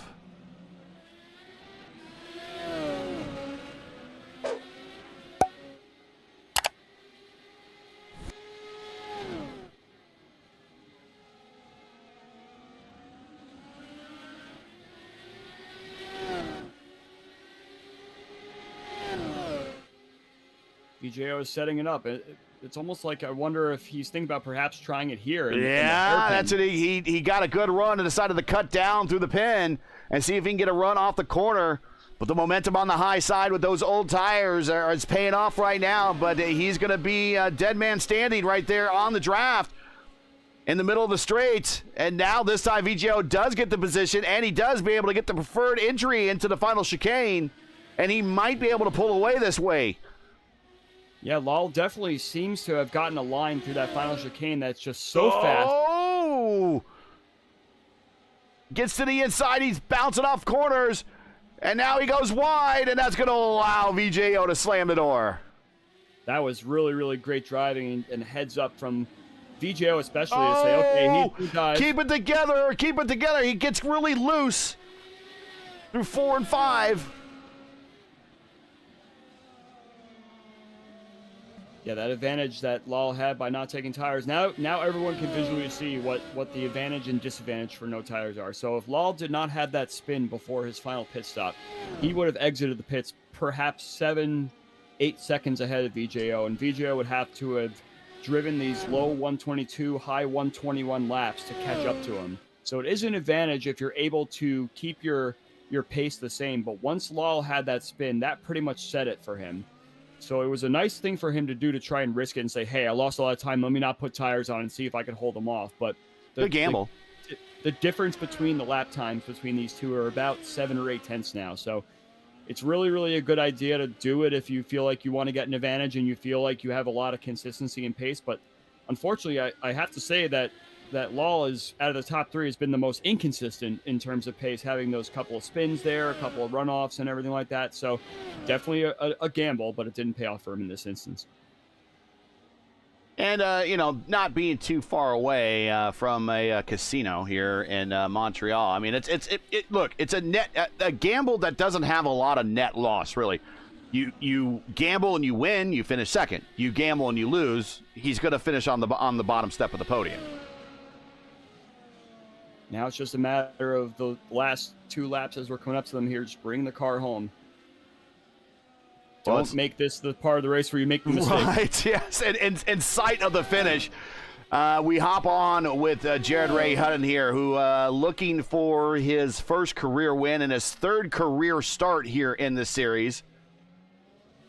He would become the 39th different winner in 12 seasons of the Classic IndyCar Series if he gets a win here today, which looking like that might be it. It'll be the second first-time winner this season, join Julian Altena, who won at New Hampshire 2 weeks ago.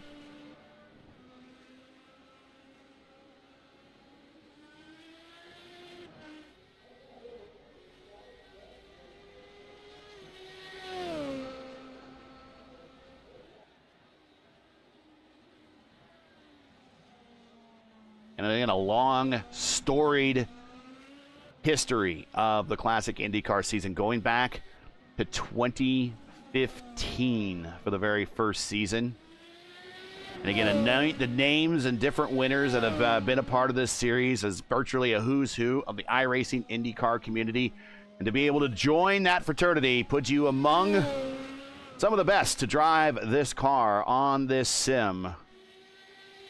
And Jared Ray Hutton looking to join that fraternity here in just over a lap and a half.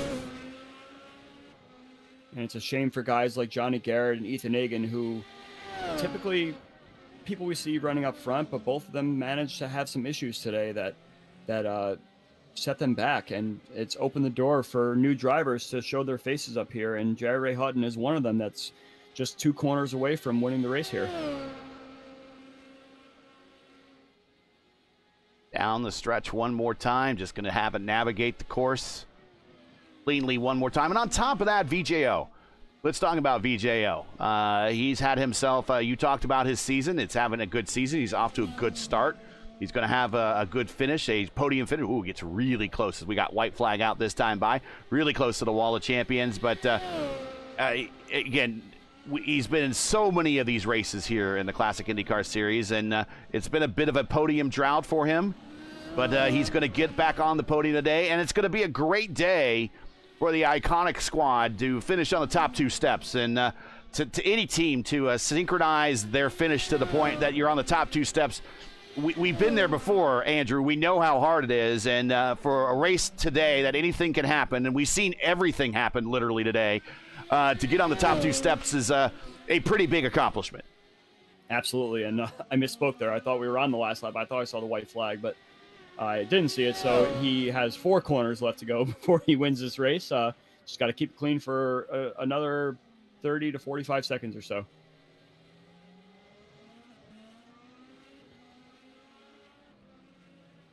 And VJO's 62 career starts.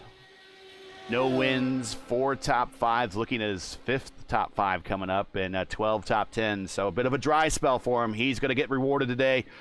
But the guy that's going to reward the most and gain the most on today is this guy, Jared Ray Hutton, getting the win here at Montreal. Dominates, started from the pole, gets the win in his 3rd career start, and is now your 39th different winner in the Classic IndyCar Series.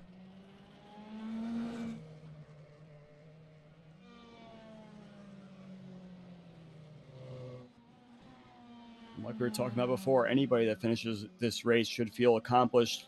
May not have gone the way you wanted, but pretty much finish and you get yourself a top 10. And this is not an easy track to navigate for 2 hours. So good on these guys for keeping it clean and keeping it green and finishing the race.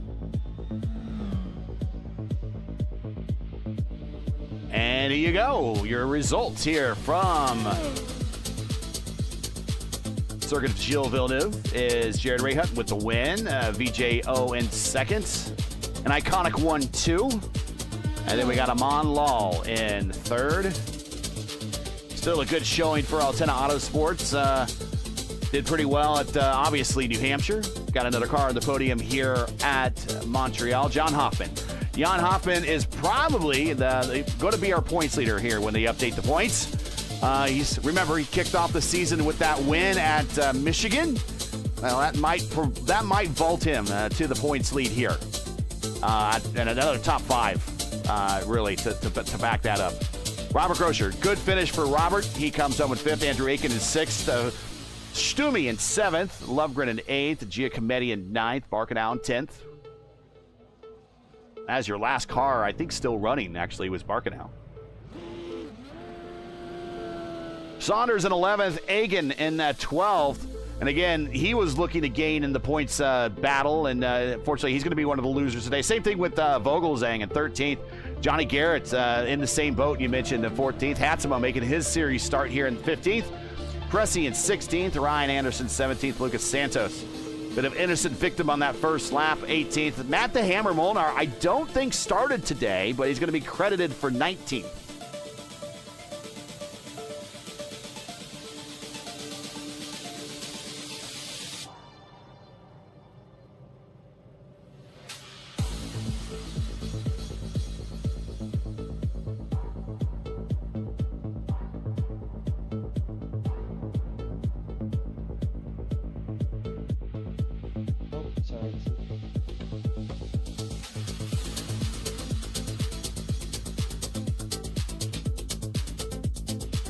All right, we gotta get the interviews queued up here.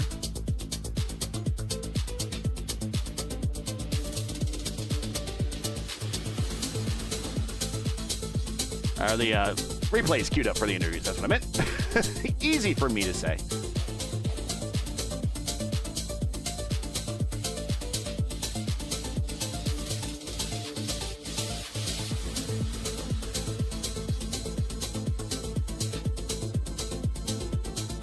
All right.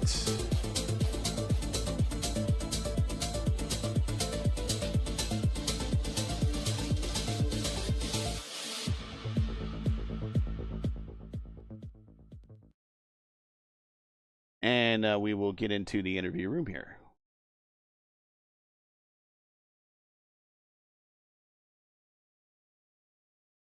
And here is Amon. I got to remember to unmute.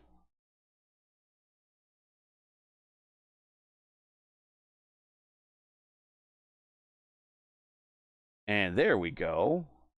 And Amon Lal joining us in the booth, finishing third today, and a very difficult, very much a marathon-style race here at Montreal. And a little bit of everything happened to you today. These cars are incredibly hard to drive, never mind on an oval, but even harder to drive on a road course. Talk about the challenge of doing almost 80 laps at a road course that these cars really don't want to behave well at. No, it was very tough for me, especially because I've not driven these cars a lot. This is literally my third race ever in this car. Yeah, you can see I had like 2 different incidents and lost a lot of time with it. So yeah, it's gonna take quite a bit of time to adjust to it. Well, I mean, all things considered, and I'll let Andrew with the follow-up here. I mean, all things considered, you still managed to have yourself a pretty good day. You got pretty lucky with that meatball flag that came out really at a right time for about when your pit window was opening up, right?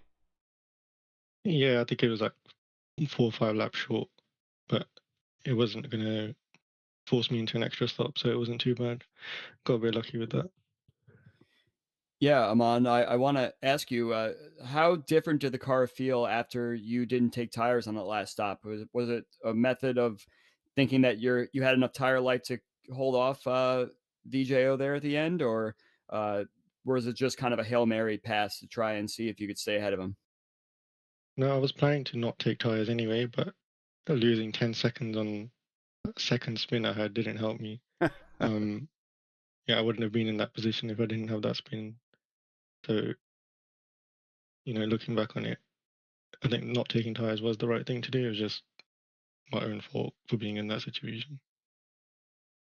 Well, you survived. You brought it home. We don't know what the points are quite yet. I'll see if we have a refresh here on the point screen to see if we have any of that. But you got to be thankful that this is at least over, and you got a couple of weeks off here before we kind of move to a kind of a similar track when we go to Portland. But at least you have a better idea now going into Portland how these cars handle. I mean, they're very much a handful on these road courses. Yeah, especially around here with so many slow slow speed exits on this track. But yeah, looking forward to Portland. Learned a lot from this race, so yeah, should be able to take a lot of it into that. Shout out to friends, family, sponsors. Anyone you want to say hi to before we let you go? Yeah, I think my family's watching. Also Julian as well. You know, he made the setup, and I was using his setup, which felt quite good. And thanks to you guys for organising this, obviously, and putting on a show. Congratulations on the P3. Definitely a difficult race. We'll see you when we surely go to another difficult one at Portland in a couple of weeks. Until then, we will see you next time. Yeah, thank you. See you. And that is Jared Ray. I don't know if we're going to see VJO or not. I don't see him in the interview room. If he does pop in, we will bring him up momentarily. I'm assuming that he's going to be probably happy and want some things to say and some people that he wants to thank. But we do have Jared Ray Hutton available. We will bring him into the interview room here.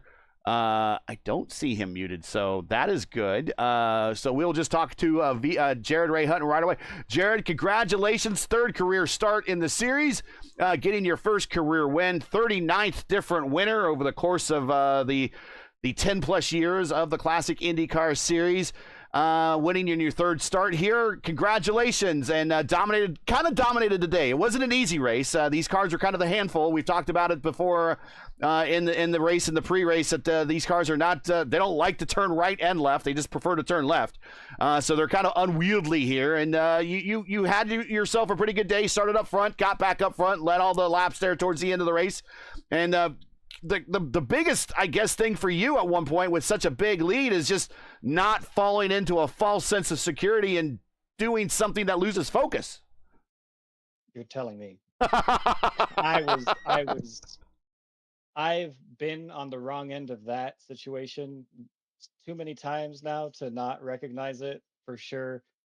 You're right, it wasn't easy. It was exhausting just getting the car around the track at pace. I'm not surprised that it seemed like there were so many issues further back. The racing was great, and a lot of it was clean, but it was still hard. And yeah, there were a lot of close calls, especially in the early few laps between Eamon and I. But yeah, ultimately, I'm really, really happy about this win. Yeah, Jared, I was going to mention that you had a little bit of a rough start to the season, got pole position at Michigan, and then had some troubles there. And then last week in New Hampshire didn't necessarily go your way. So explain to everyone how you mentally bounce back from that and say, okay, I'm going to a whole brand new circuit now, and I want to really prove that I have pace and I have consistency and really stamp my name in this series. How do you come back from those rough ones the last two races? Well, I mean, it's kind of like you said. You know, I went into Michigan, grabbed that pole position, knew I had speed after that.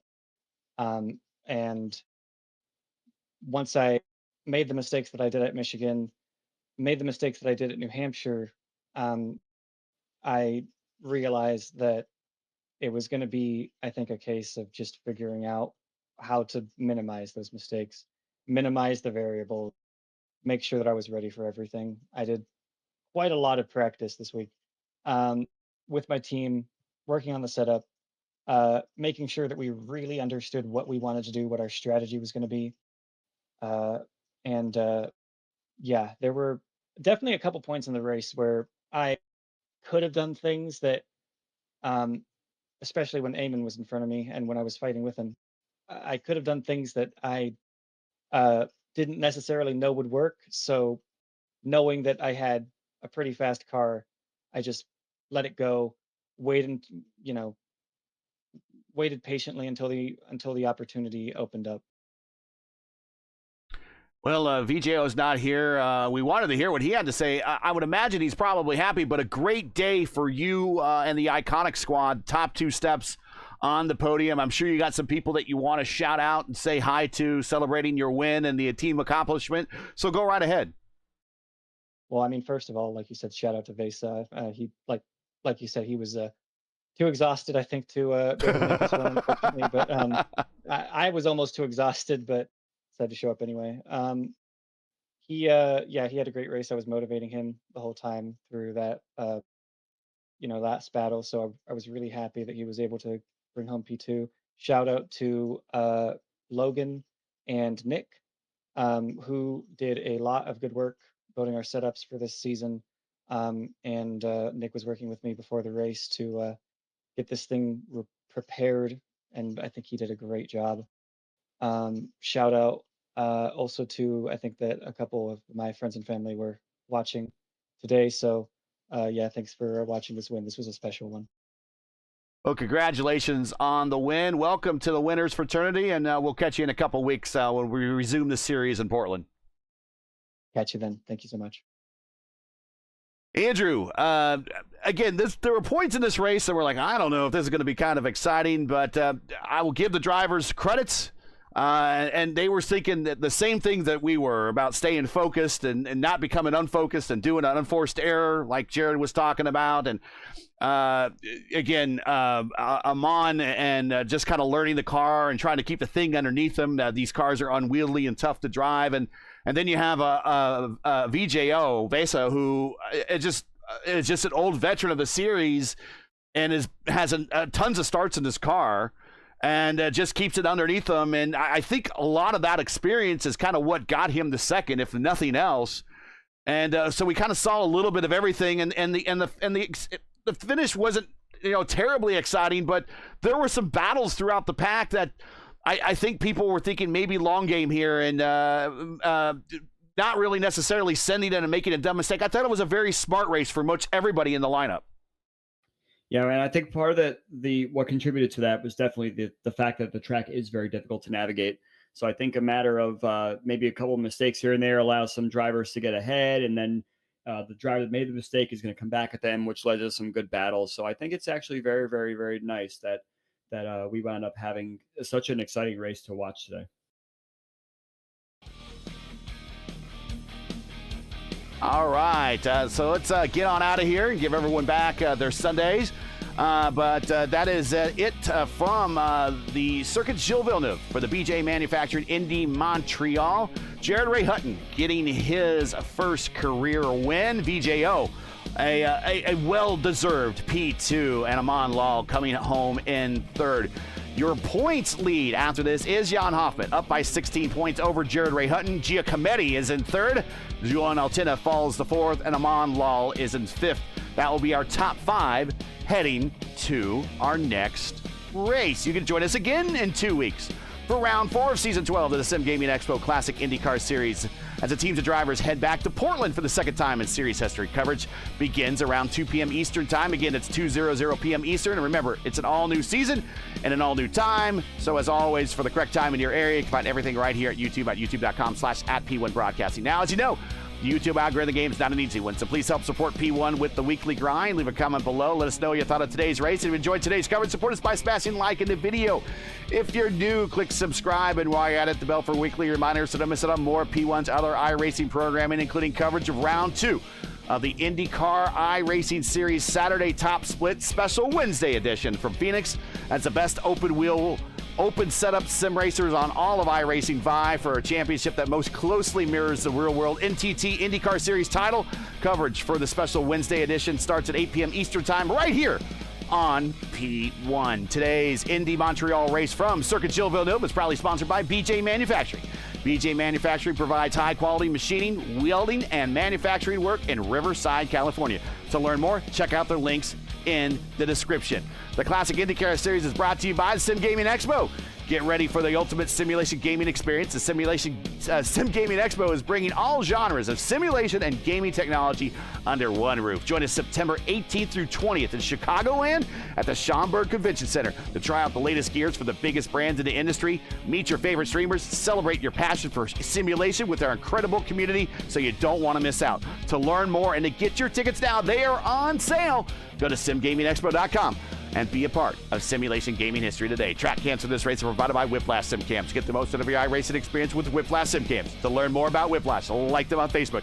You can follow on X and Instagram. All the links you need are in the description. For business inquiries, to learn more about P1 and what we do, like us on Facebook. You can follow us on X and Instagram. All of our social links are on Linktree, and those are also in the description. So, for Andrew Wood, everyone here at P1 and the Sim Gaming Expo and the Classic IndyCar Series, I'm Gary Gatso saying all.